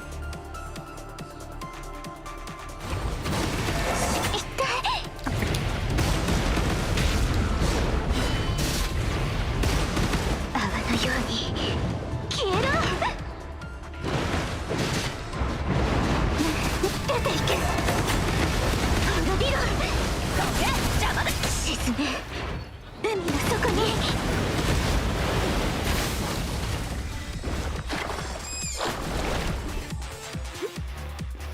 There's two more.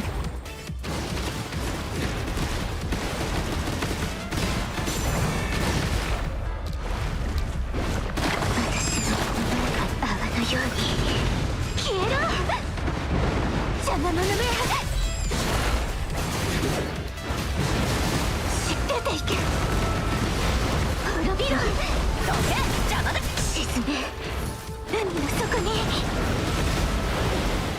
There we go.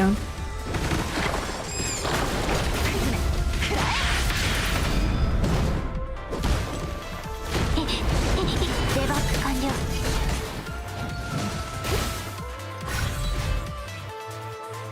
大したことね。別に褒められるようなことじゃ。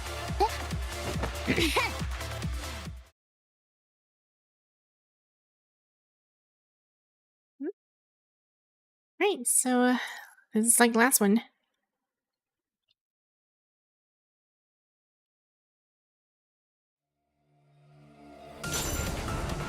この戦い私を楽しませてほしいものね。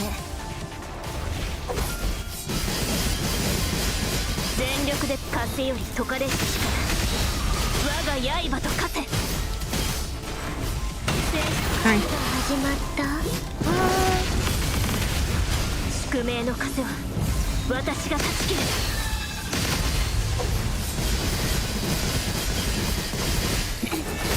Dang. 全力で風より解かれる力、我が刃と化せ。Fine. These guys are no joke. How? Yeah. 宿命の風は私が断ち切る。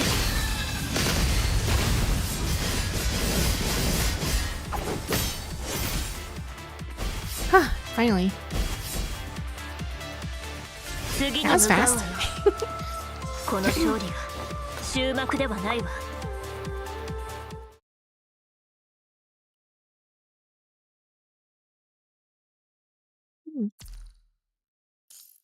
And that's a claim. Right. So we'll go ahead and continue that part after the break, because we're still going to continue the Shaper's Ripples again, since I actually plan to do that like on the next streams. But then again, PGR's events are actually really in really quick.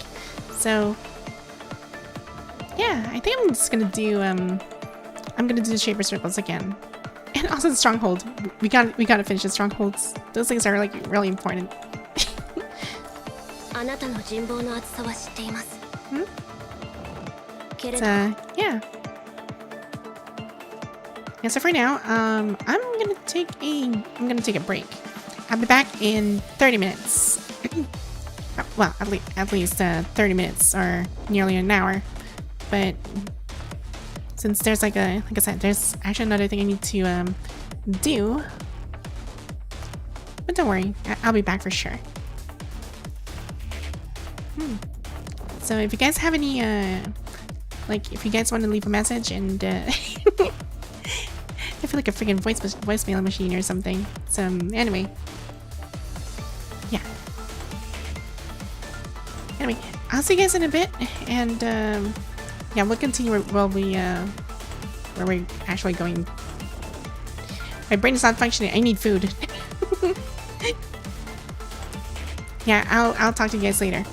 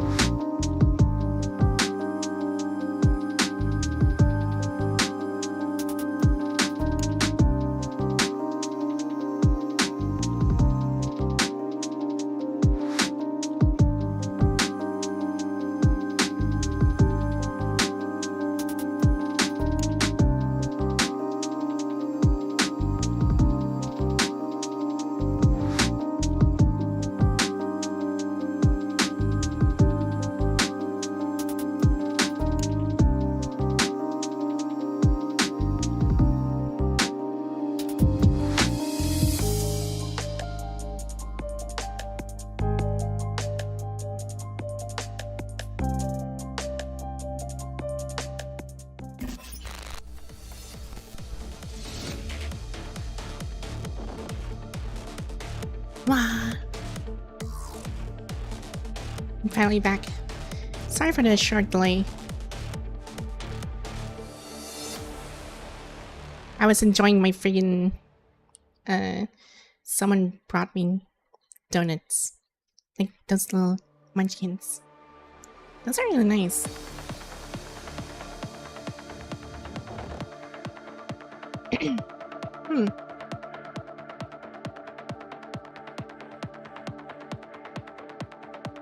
Yeah, so where was I?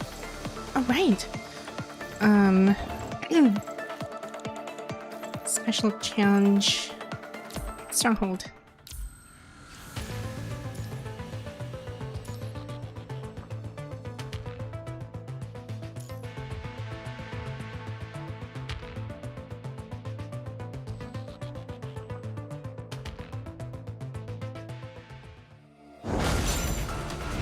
勝利こそが私たちの誓いです。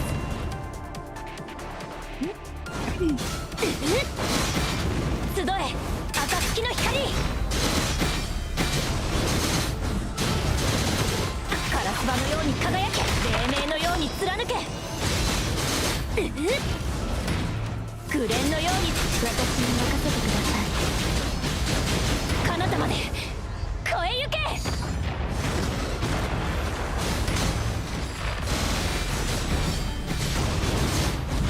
集え暁の光。カラスバのように輝け。私に任せてください。彼方まで越え行け。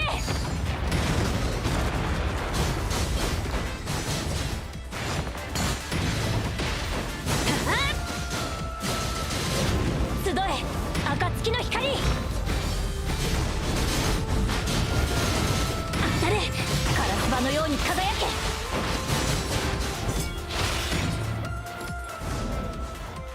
紅蓮のように咲き乱れろ。彼方まで越え行け。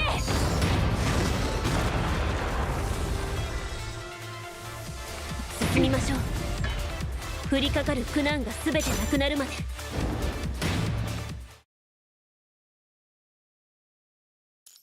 One down. Next.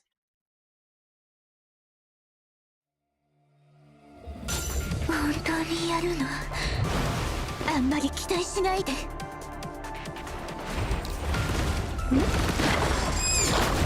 の手と泡のように消えろ。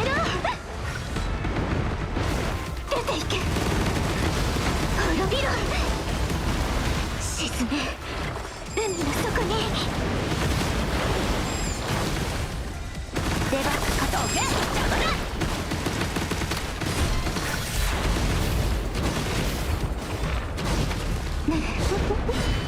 私の目の前から泡のように消えろ。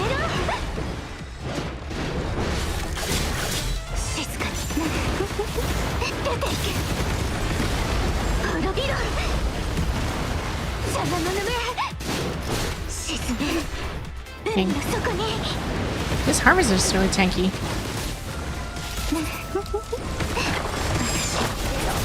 泡のように消えろ。出ていけ。滅びろ。沈め海の底に。 And this one's really tanky. What the hell?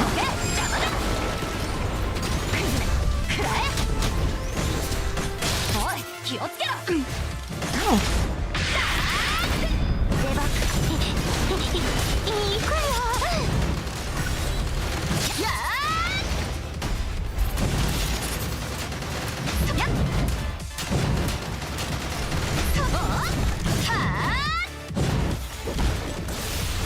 どこ見てんだよ。全部消えせ。戦うの？侵入開始。ハッキング。バグ発見。クリーンヒット。やるじゃない。なら次は私に任せて。私の目の前から泡のように消えろ。出ていけ。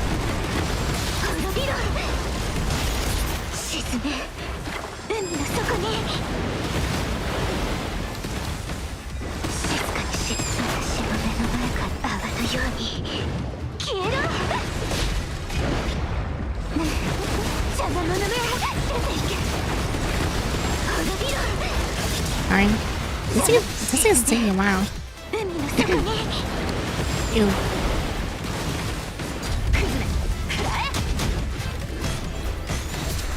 おい気をつけろ。 Oh, freaking. でばいいくよ。くずめくらえ。どこ見てんだよ。全部消え失せ。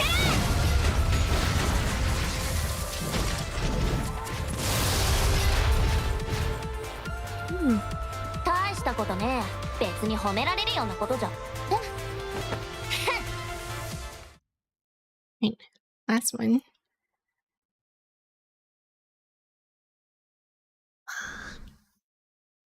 Hope you guys are having a good lunch. Or for some people, it's actually dinner. Or just a midnight. Who knows?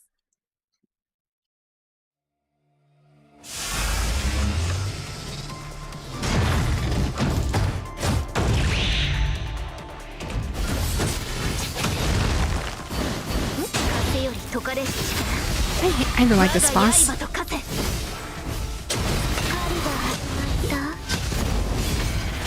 the? Can you just freaking carry me? Fine. その程度の風より解かれし力我が刃と化せ聖光が始まった宿命の風は私が断ち切る Uh-oh. No, you don't. 全てを粉々に潰すのは最高だ私がいる場所が戦場よ There. 私の邪魔私がいる場所が戦場よ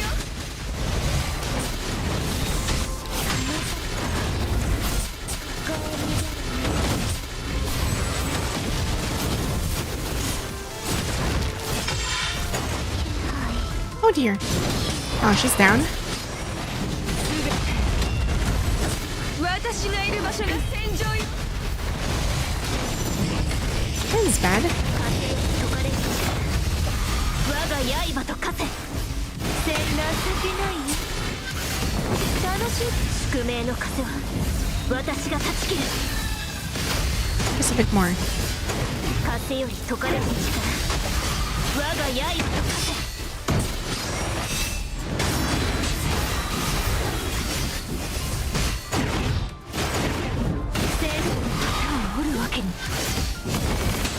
宿命の風は私が断ち切る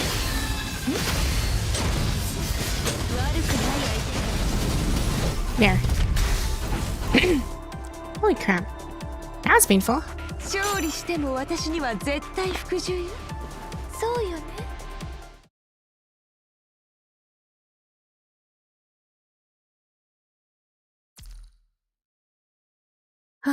Finally.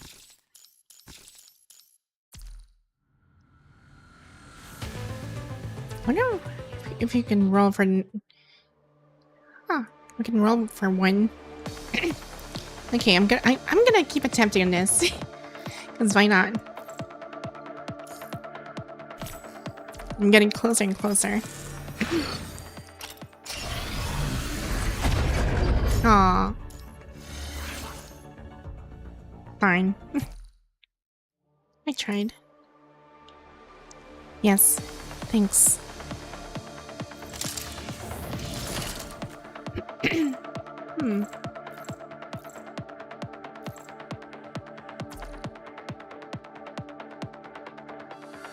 Dawn Rainbow.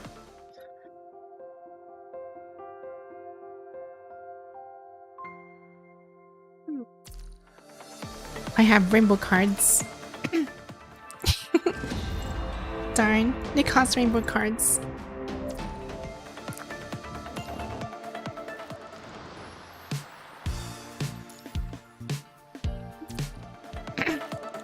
Ah.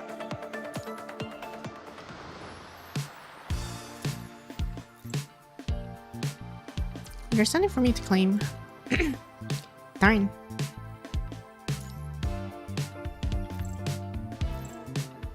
Guess I have to wait for the reset.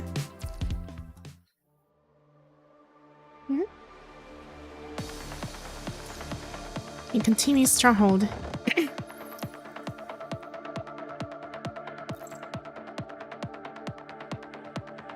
I'm gonna keep doing the stronghold for a little bit.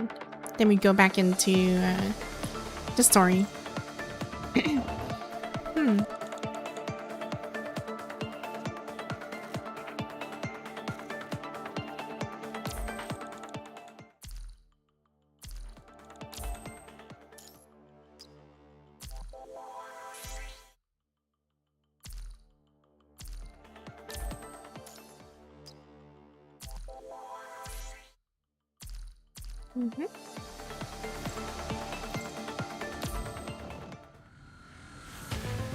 There we go. Extra.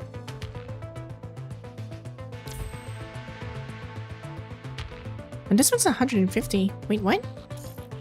Did I get that right? This thing is like... Oh! Each stuff here is actually 150. Dang. Better not lose this.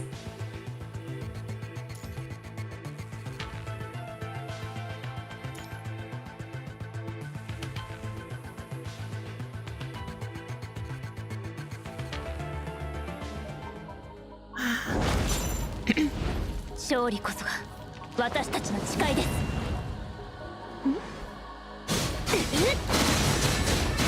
集え暁の光。それカラスバのように輝け。行け紅蓮のように集中攻撃。彼方まで越え行け。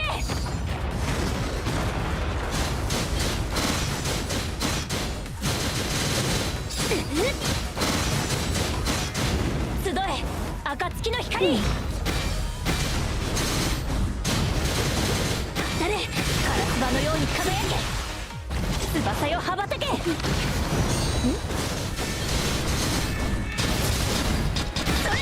とまた会えますから。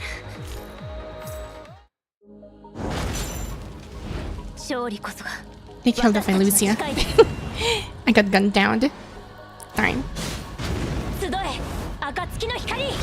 But I complete that cycle properly.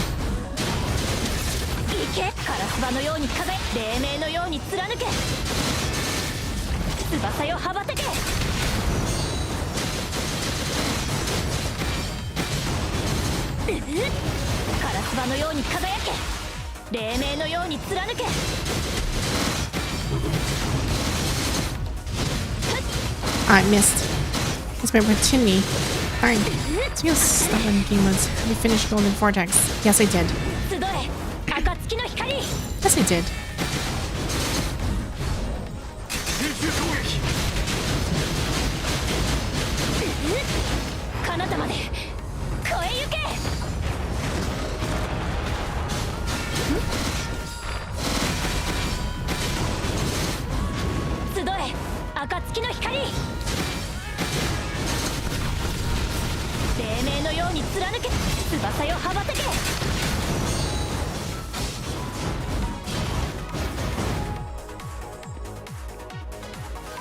There are black cards there too.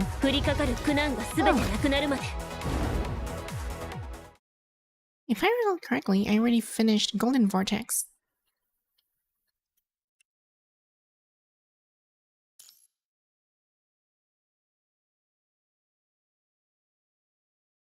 Yeah, from what I recall, I already finished it. Oh.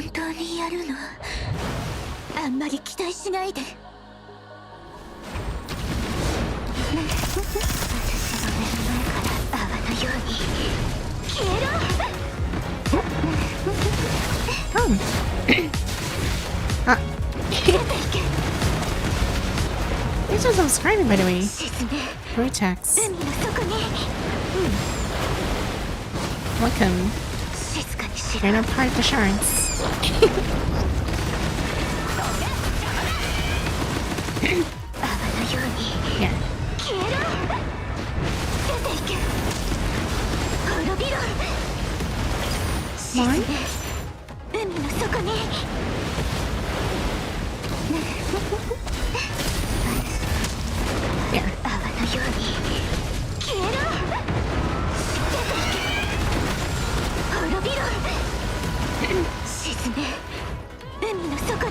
Oh, yeah, okay. It's all clear. やっと終わった。でもまだ余裕かな。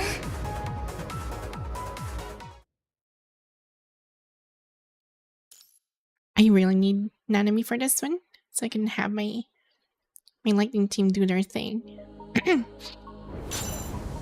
But then again, I can always do that also in my ice team. 全力でかかってきなさい。風より解かれる力。我が刃と風。情けないね。楽しんでくれとするわ。宿命の風は私が断ち切る。Here.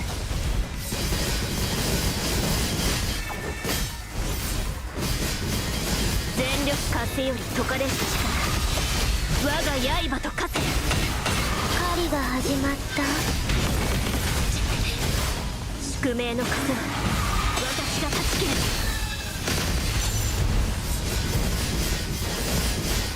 風より解かれる力。我が刃と風。生死を分けるのは歯応えない。 Down. 宿命の風は私が断ち切る。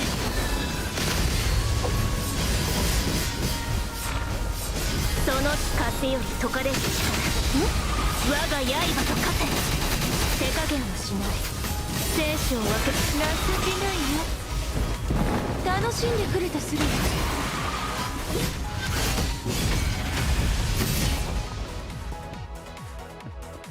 次に向かうわよ。この勝利が終幕ではないわ。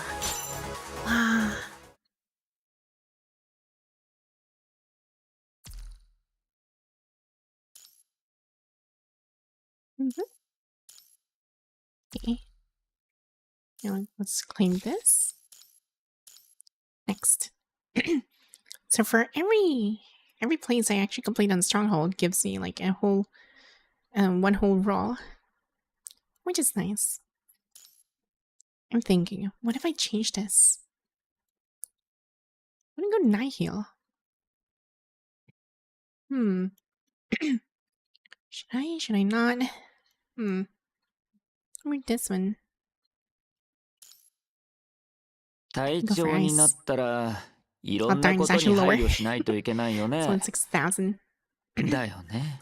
So it's 6,000, 7,700. I'll make do with this. Yeah, cell hydrate.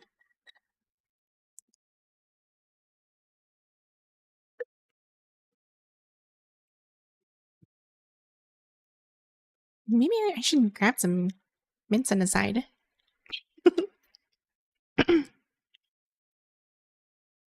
I don't know why, but mints are really good. At least for me.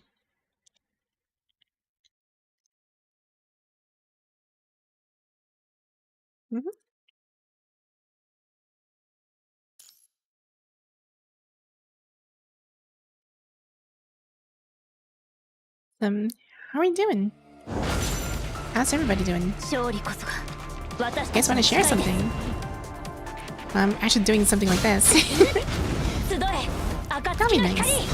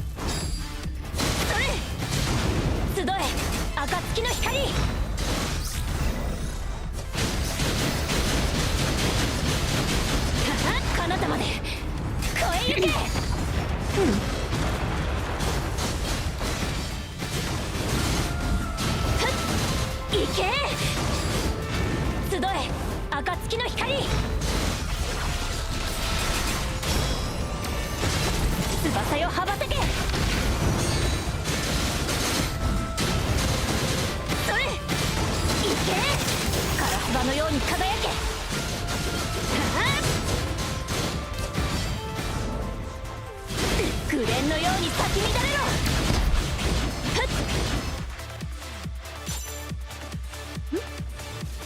進みましょう。降りかかる苦難が全てなくなるまで。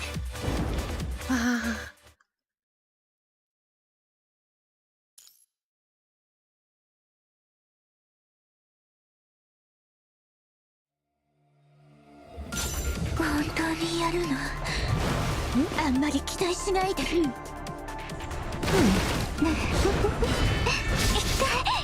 Ow! 静かにしろ。泡のように No. 消えろ。出ていけ。滅びろ。沈め。 Sometimes I always wonder, like, how's someone doing all this on the lunar base? 静かにこれが Ah, thank you. 童話の Uh-oh. She went down. 本当にや That る was a の？ mistake. あんまり期 That 待 hit しない actually で。 hurts. 静かに泡のように消えろ。出ていけ。滅びろ。沈め。海の底に。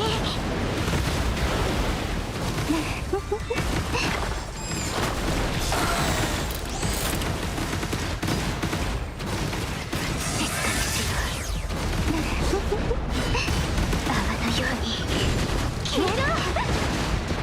邪魔者め。滅びろ。一回出ていけ。邪魔だ。沈め。海。やっと終わった。でもまだ余裕かな。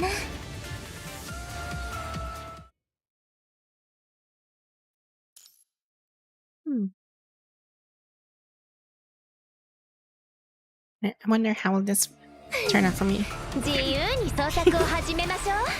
Let's go. 私の書き間違っちゃった。キャンバス準備完了。あ、みんなに言わせたい。 Oh, freaking she died. 悪く自由に創作を始めましょう。 That was not a pretty good start. インスピレーションエクスプロージョン。いくつこれが僕状況を把握できてるかな。逃げも隠れもさせないよ。哀れで無駄なあがきよ。このキュウリは Ah, freaking. The lightning bolts. Oh dear. 自由に創作を始めましょう。私の真実みんなの期待にキャ Oh ンバ dear. ス準備完了。当たれ。この色で未来を塗り替える。最後の情けさこたかし Oh, freaking. Oh dear. 生児の輪廻よ冠をまとえ。生児競争 There's another this patch after Ishmael. Okay. We're eating good. いくつ Yes. これが僕の状況を把握できてるかな。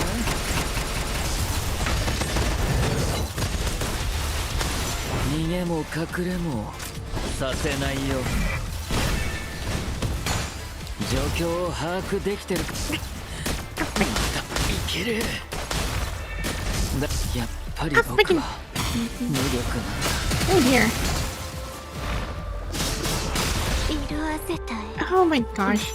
悪く I'm getting wiped out. Like, these lightning bolts.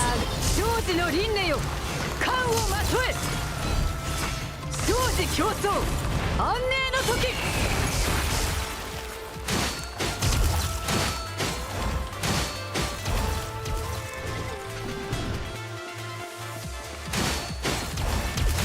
キュウリは必ず Ow. 自由に創作を始めましょう。 This end stage becomes really becoming a just don't get hit simulator. I 私の agree. 真髄見せてあげる。キャンバス準備完了。当たれ。この色で未来を塗り替える。Yeah, my alien's already low health already. Fine. これが僕の選択だ。逃げも隠れもさせないよ。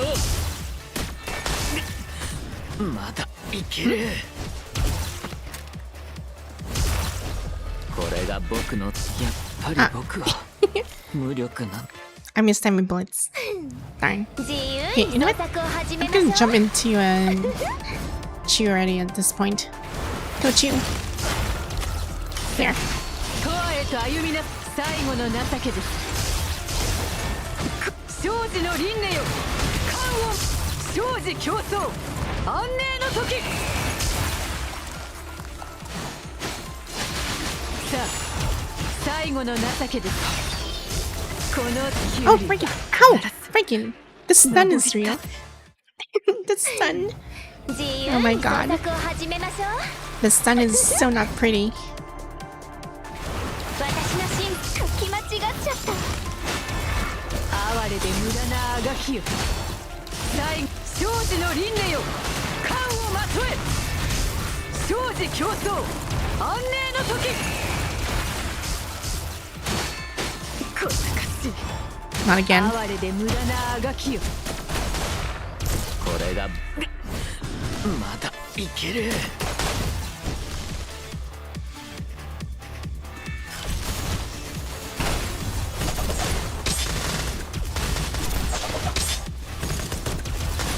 逃げも隠れもさせないよ。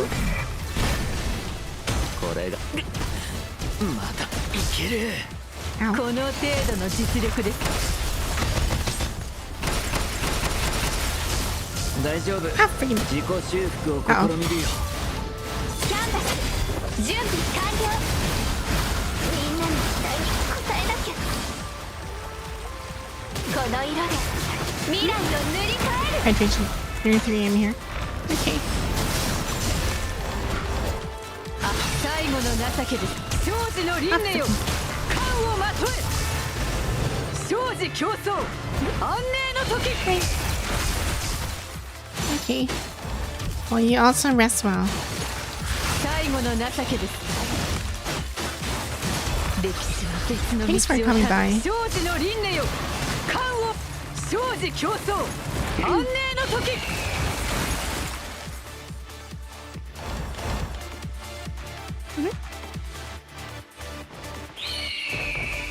九竜の未来を共に見届けましょう。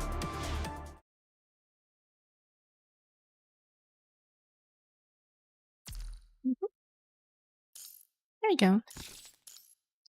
Darn. I barely made that. Oh dear.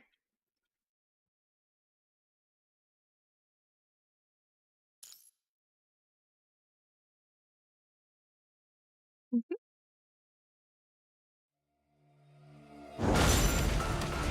勝利こそが私たちの誓いです。 Let's go. 集え暁の光。当たれカラスバのように輝け。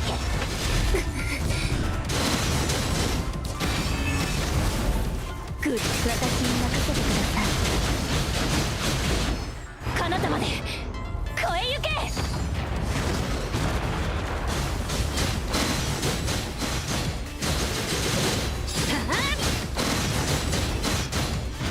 集え暁の光。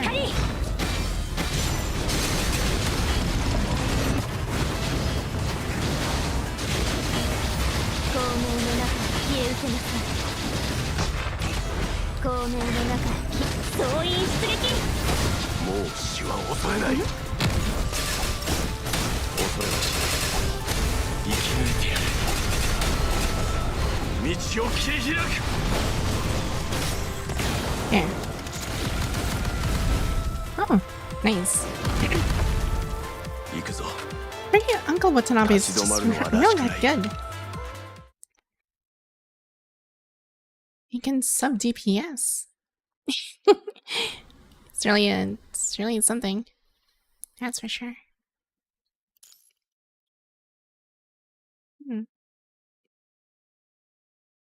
actually wonder what if Vonnegut becomes a playable character? But I don't think it'll be a playable one, unfortunately. Wish I could probably get some characters out there. Probably. But Discord though, I wanna see Discord in action. That'd be so cool.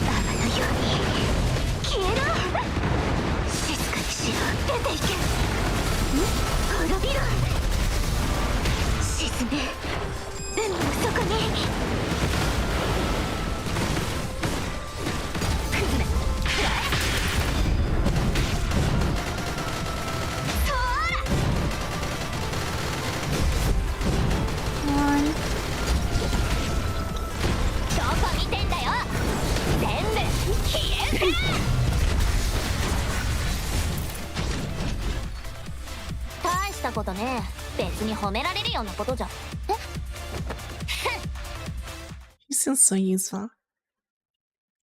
Mm.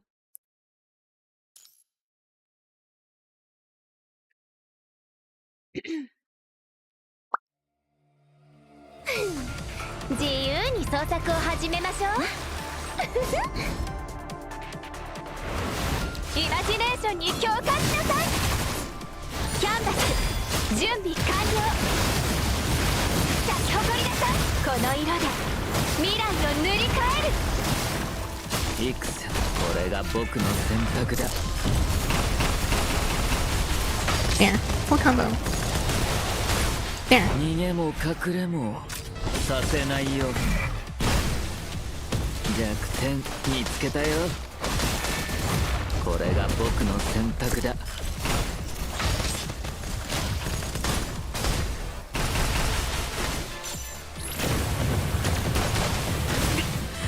まだいける。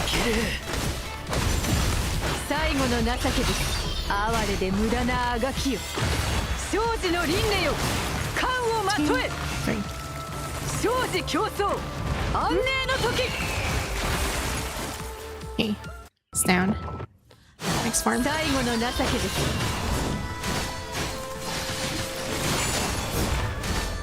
最後さあ、永遠へと歩みなさい。小賢しい。 Oh. 後ろは僕に。生死の輪廻よ。冠をまとえ。生死競争安寧の時。哀れで無駄なあがきよ。この程度の実力です。私の神髄見せたキャンバス準備完了。みんなの期待に色あせた。 Oh, freaking! She died. 悪くないか。生死競争安寧の時。キュウリは必ず Oh, 登り立つ。 Swanchy. 状況を把握。まだいける。 There. 逃げも隠れもさせないよ。これが僕の選択だ。弱点大丈夫。自己修復を試みるよ。これがやっぱり Oh dear. I got annihilated.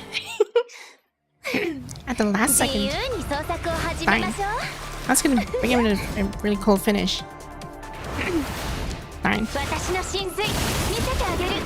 キャンバス準備完了。この色で未来を塗り替える。さあ、永遠へと歩みなさい。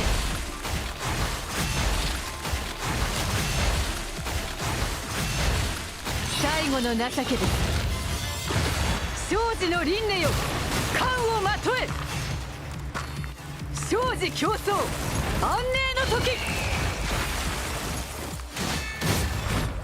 哀れで無駄なあがきよ最高小賢しい後ろは僕に任せて。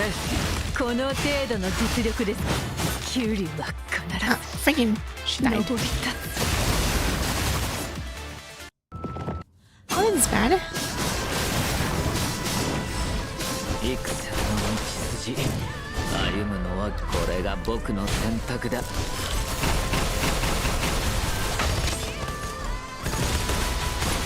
逃げも隠れもさせないよ。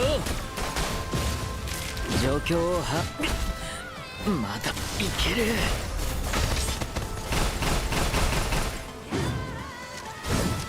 Oh, freaking.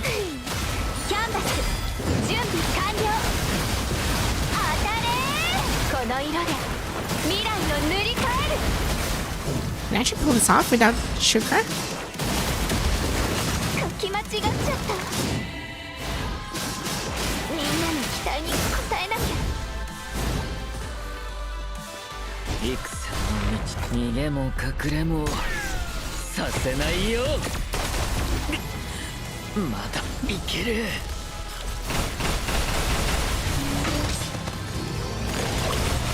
逃げも隠れもさせないよ。これが僕の大丈夫。 Ah, やっ freaking. ぱり He's 僕 dead. は無力なんだ。キャンバス準備完了 Ah, freaking. 悪くないかも Yeah, it's really hard without sugar. 自由 I need に to 創 protect 作を sugar for 始め this. ましょうイマジネーションに共感しなさいキャンバス準備完了この色で未来を塗り替える戦の道これが僕の選択だ。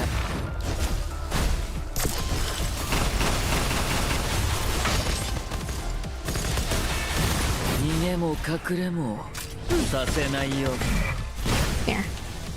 弱点見つけたよ。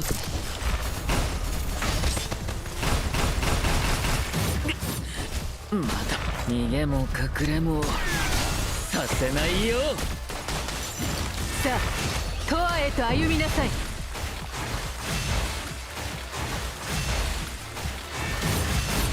さあトアへと哀れで無駄なあがきよ生児の輪廻よ冠をまとえ生児競争安寧の時 Okay, that's one for down.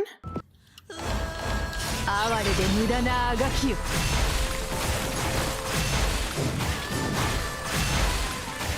哀れで無駄なあがきよ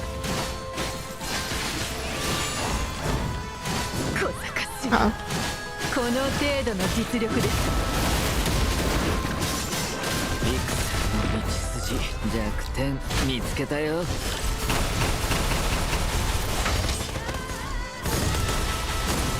逃げも隠れもさせないよ。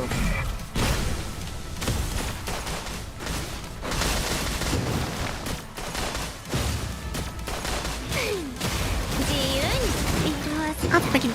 Uh oh. This is bad. 悪くないか生児の輪廻よ冠をまとえ I'm currently suffering. 生児競争安寧の時さあトアへと歩みな最後の情けです哀れキュウリは Uh oh. Oh dear. This is bad. これが僕の選択。状況を把握できてるかな。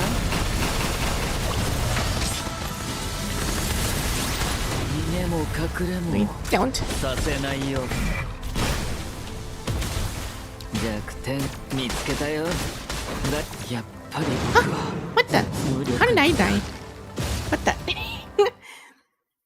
How did I die? Fine. I haven't changed it. Guess I'm going for... Maybe I should try this one. Oh no, I can't. Because I'm using live and the others. 自分の任務を遂行しなさい残りは私。 Need to use someone else. It's just lightning. Lightning are physical. 私の動きを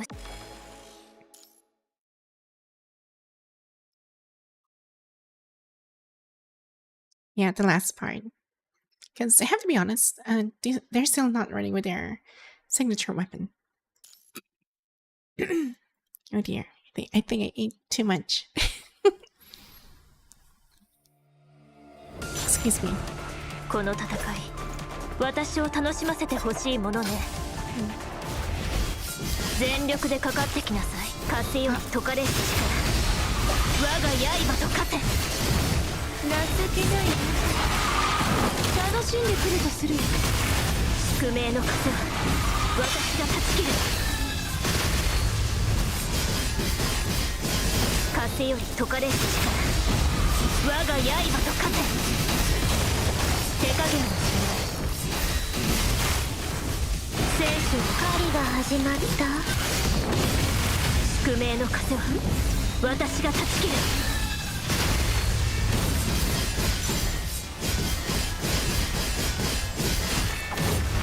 全力で風より解かれし力、我が刃と勝て。 And this is way easier.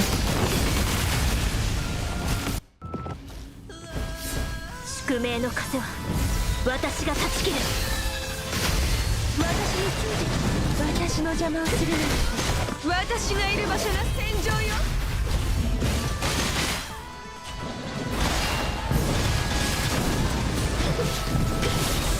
そうね、あいつらを情けないね。楽しんでくるとする。風より解かれし力、我が刃と勝て。聖書狩りが始まった。宿命の風は私が断つ。 Let's go, bunny. Yes. 私について私の邪魔をするな。ずいぶん私がいる場所が戦場よ。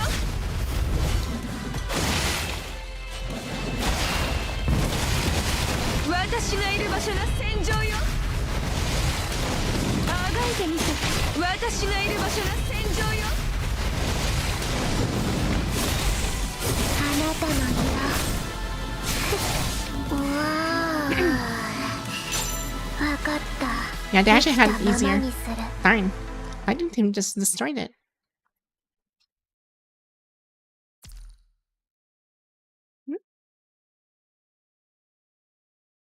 Thanks for the head pat.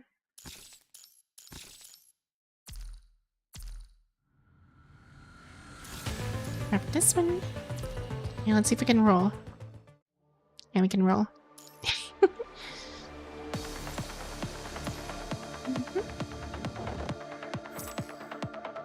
There we go.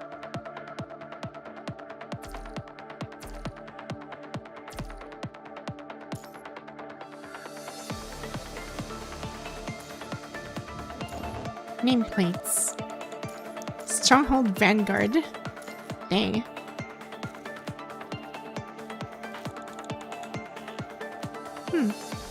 Okay, let's do one more.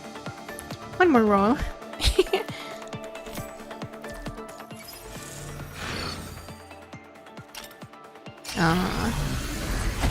Oh darn. It's purple. Aw. I tried. Oh well.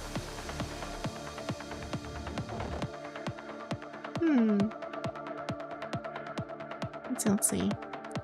Yeah, let's go ahead and continue Shaper's triples. Maybe we can do one more entire storyline. Record, descend. This is the birth record of another future Agent Zero in this world's cradle.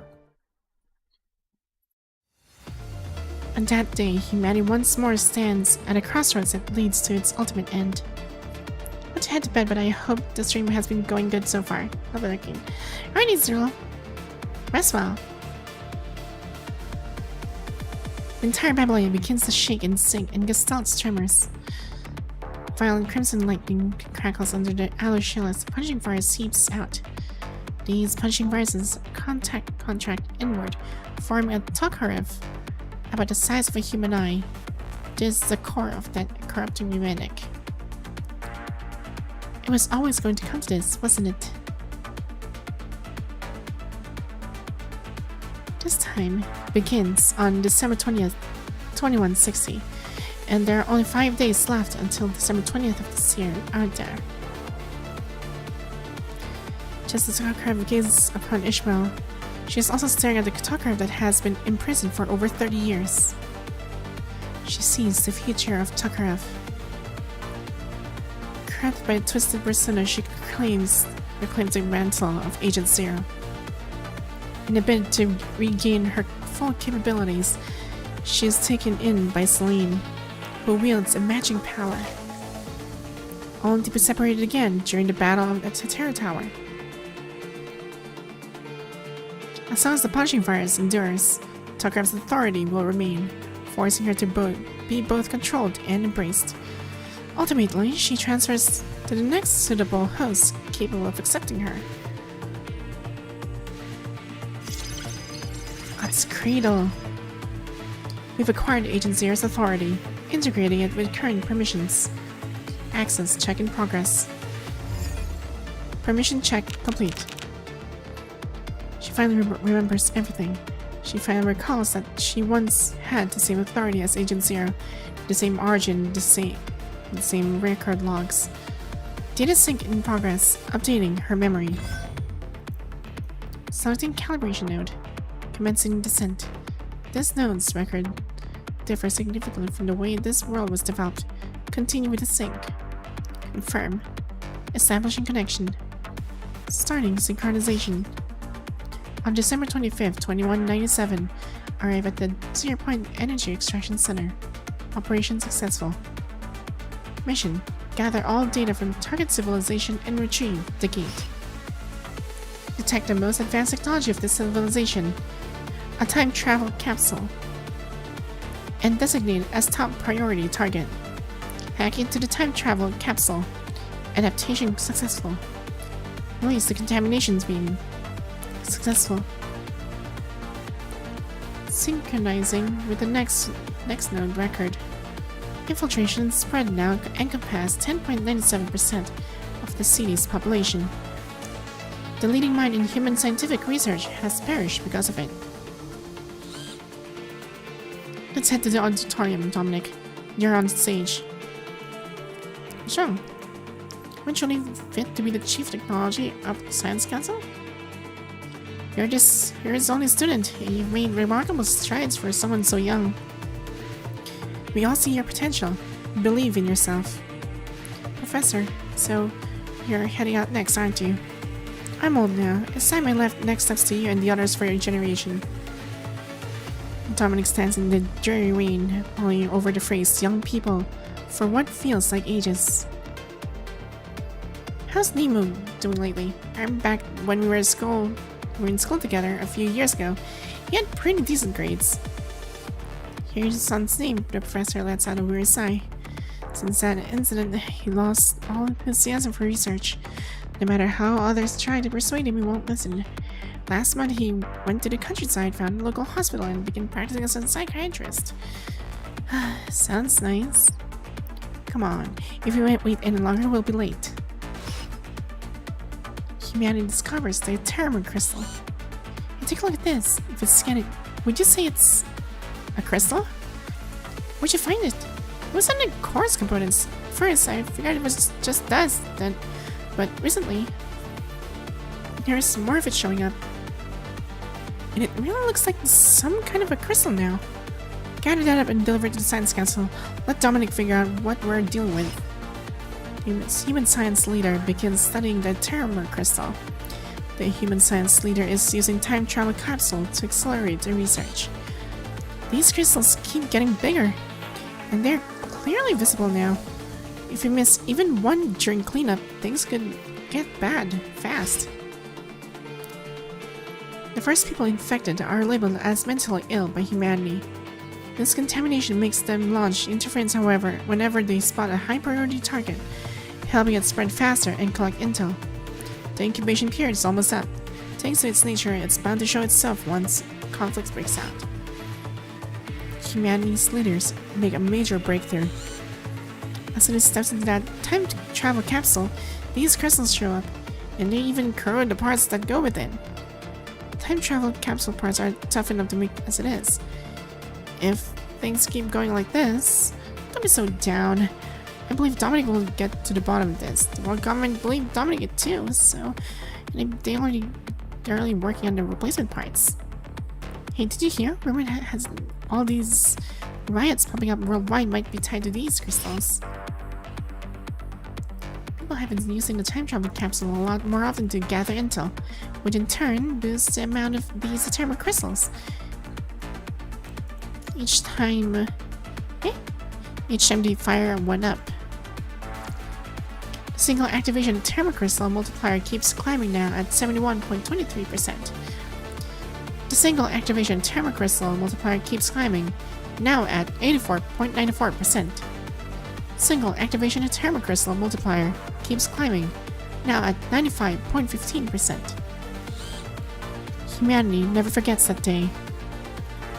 Mysterious crystals of unknown origin almost envelop the entire time travel capsule, even trapping the user inside. Why are you just standing there, saber now? The harder people try to remove these crystals, the more solid contamination seeps in. The more people try to hold back in time to find the truth, the deeper they get pulled in.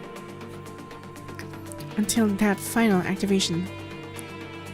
A massive tower appears, devouring the building where the time travel is kept.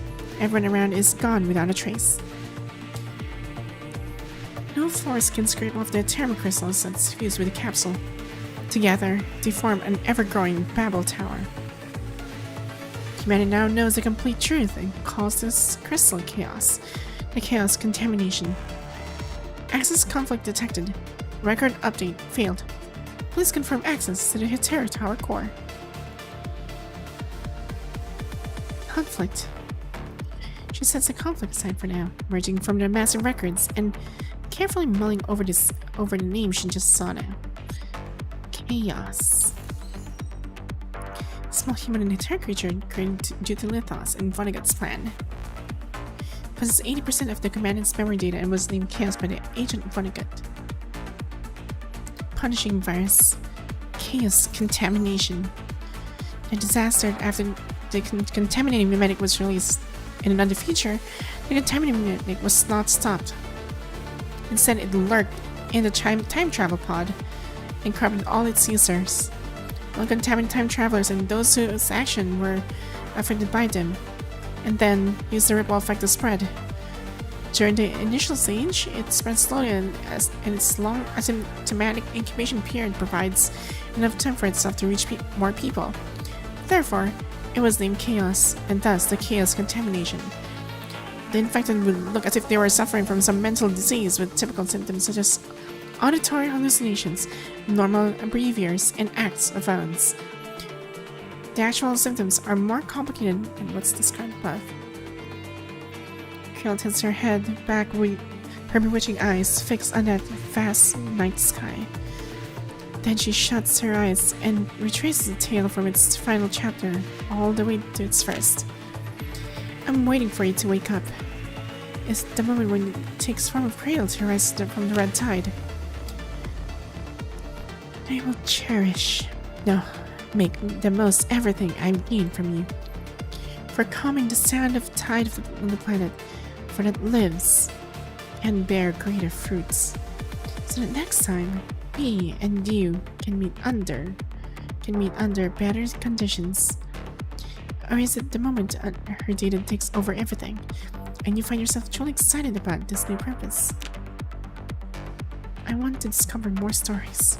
I want to understand civilizations, societies, humanity.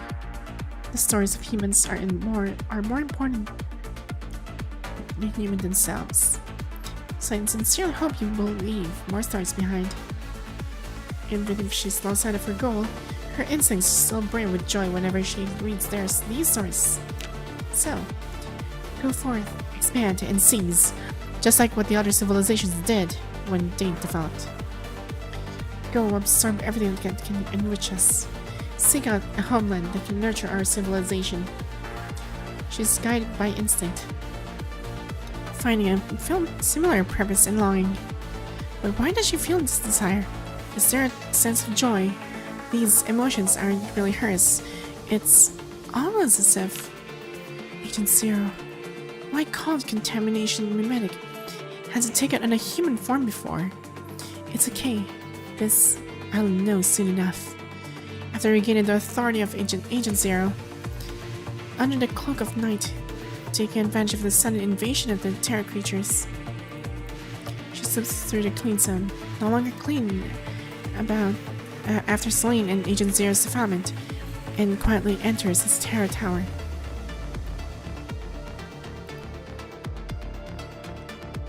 The guardian who once watched over this place has vanished without a sound. She sees no need to greet someone already bound to the gate, nor does she feel compelled to care for a future still dormant to its miracles. Dang. For the very first day in her life, Greta feels truly at home, like a child. Returning to a long-lost haven, she settles back into the warmth meant solely for her. Agent Zero, looks like the answer I've been looking for is right here. And the one who robbed me of my memories is here too. Gretel glances around the terror tower, casually talking to this place she calls home, as if she's alone with her thoughts. So is this the moment when someone's supposed to say, "Welcome back"? The core of the tower glows with a vivid blue light, but all of it offers a sounds. She moves in closer, then closer still, compelled by desire with her objective just within reach. The moment Cradle assumes the tower's course, permitting her every action, and reaches out to touch it. A sudden flash of light streaks across devouring the terror creature, Cradle's fingertips. Crimson radiance pours over her wide, terrified eyes, breaking down the barrier of curiosity, bit by bit, and laying bare her rawest fear. Is this the terror tower's core erasing me? Since there are established rules, and we know the language that powers them, overriding the tower's core logic can fundamentally change the way it functions. By shifting from the release and activate to absorb and obliterate, the region once exposed to the tower's influence will be cleansed of any sign of punishing virus. This time, it's your turn to be used. In that moment, fear stirs the memories long dormant in her mind. Snapped awake, Cradle stumbles back, as though the stern young man still hovers at the edge of her vision. I remember now. This marks the start of her story. This is where everything begins.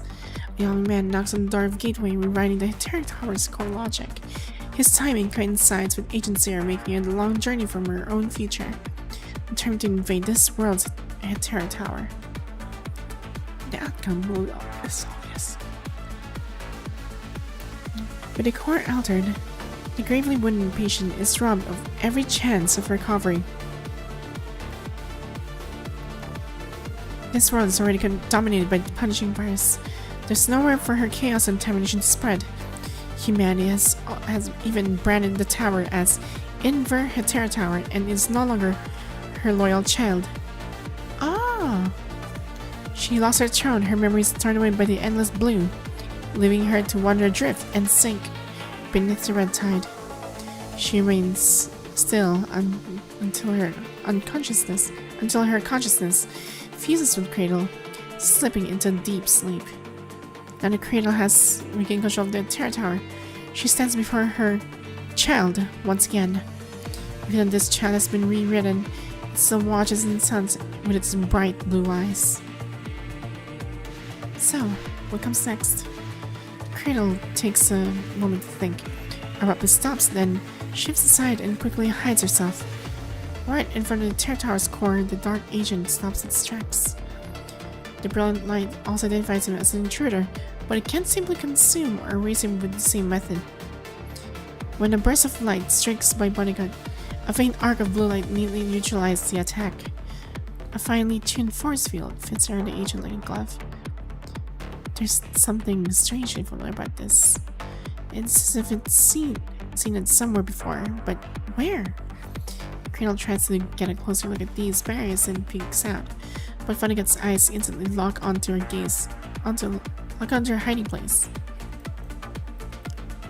The silent standoff comes to an abrupt end when Cradle beats a quick retreat, fully aware that sticking around won't do her any good.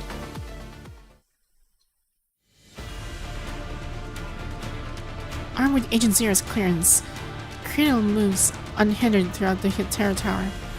Meanwhile, the agent, clearly on guard, stays put in the tower's residential zone, keeping a close watch on her.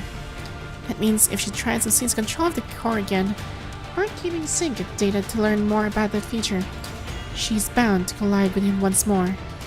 He isn't influenced by the blue core, but if Cradle goes near it, she'll be wiped out. Alright, let's give this plan a shot. Nodding to herself, Cradle stays at a distance from the core. Looks like I found the rat hole. I'm not sure who left this behind on their trip to another era, but since I found it, I'll make good use of it. A scythe lifts her hand and its blade aimed at the quietly sleeping crimson fissure. You're not going to object if I open a bigger portal here and bring in some backup, are you? Such a red light tears through the tower wall shaped by the punishing virus, sending shards skimming across the regret in Cradle's gaze. In a few pulses of crimson, the battered wall finally overflows with a watery sheen, and the red tide, like a newborn just opening its eyes, begins to stir. They flow, spilling into the depths and forming a shimmering crimson stream. Born here. Cradle plunges her hands into the red tide, shaping it into a new pathway. My old friends.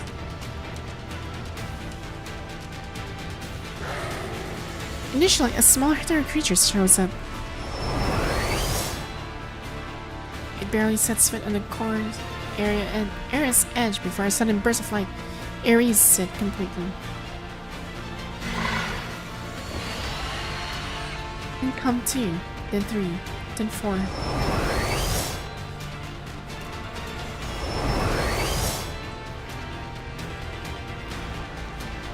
And the Cradle's watchful eyes. They rush towards the terror tower square in succession, that these fallen bodies can't carve a path. They'll disappear at once in the tower's radiant glow. Switch to a new formation. Go. As always, the light intensifies. The leading terror creatures the first to utter a torched wail, and that wail becomes a clarion call, marking the true beginning of their advance. Once again, they shuffle into a new formation, charging entire creatures to self under the brilliant light. As the first creature's body fades, the rest remains as a makeshift shield and push closer to the seemingly unstoppable blue. One after another, they disintegrate, die, and then reappear, racing through the fading heat of their fallen to reach the source. I see. Photosynthesis then eases. Cradle then eases up. Satisfaction glimmering in her eyes as though her curiosity has been completely indulged. She plunges her fingers into the terror creature she's holding, fully feeling the red tide engulf her.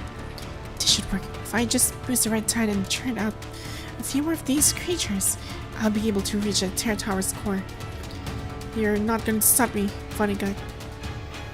Vonnegut stands at a distance, ignoring the terror creatures around him, his eyes never leaving the core of Cradle. Agent Zero. Exactly. Thanks for the intel from Luthos. After gaining Agent Zero's authority, I've started to remember things, at least a part of it. This terror tower is my creation, and also where I came into existence. So you want to reach a core by doing this. Yeah, it's a bit of a hassle, but all it takes is a small sacrifice. Small sacrifice. Vonnegut's brow grows tighter and tighter. Right, it's just summon terror creatures. Right, this is my solution. But you, who exactly? How do you, as an agent, manage to keep the core's corruption at bay? And also, Why are you so knowledgeable about the Terra Tower? Keeping quiet is exactly polite by human standards. Besides, your story intrigues me. Alright, so I can count on you to keep watching from the sidelines like this. I'm getting my core back no matter what. Vonnegut starts in distinct and strikes with lethal force.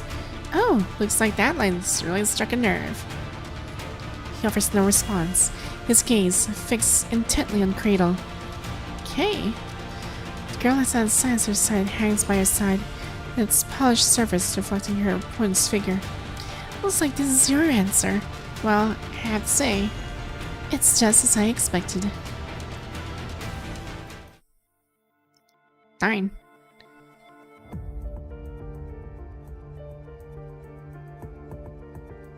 Oh, this is not gonna be really pretty. Oh dear. I can actually feel the tense battle in this one. Vonnegut's gonna really regret this. Dang. Hmm?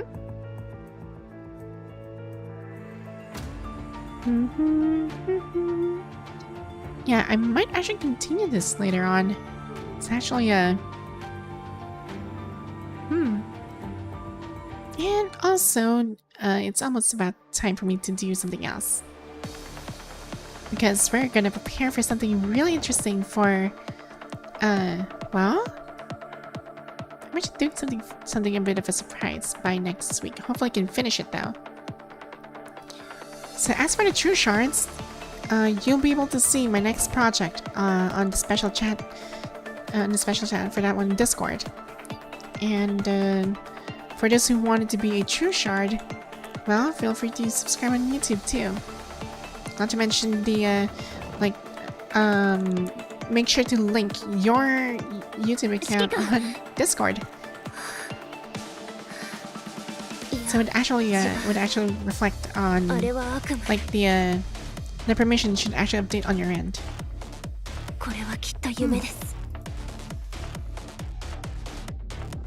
So before we end this, I'm gonna go ahead and check who else is online right now.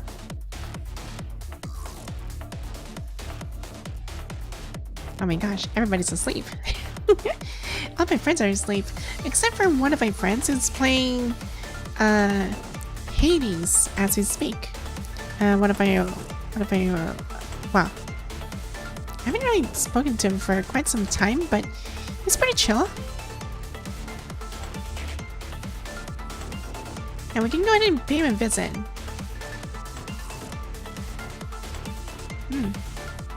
Guess I can give him a raid on this one, but how many are we?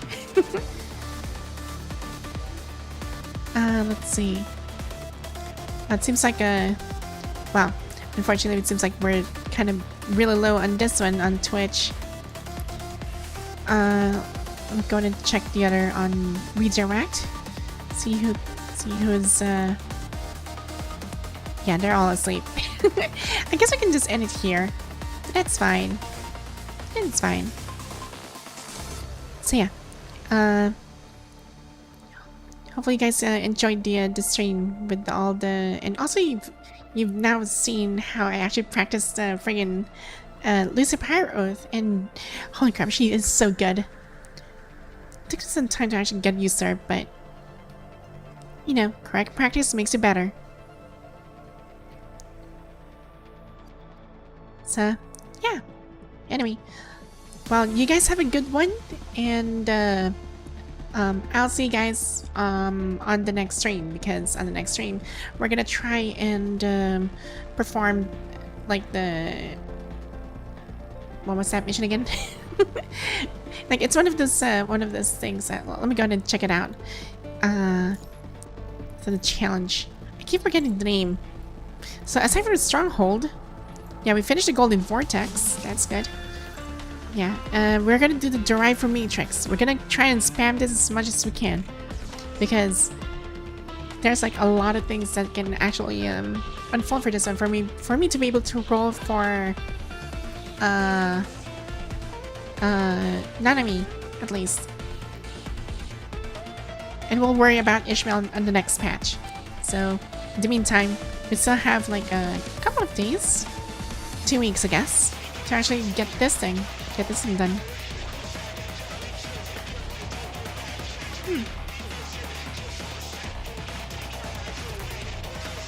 Anyway, so yeah. Well, you guys have a good one, and I'll see you guys on Friday, GMT plus 8. It's still gonna be 9 a.m. GMT plus 8 though, so yeah, stay tuned.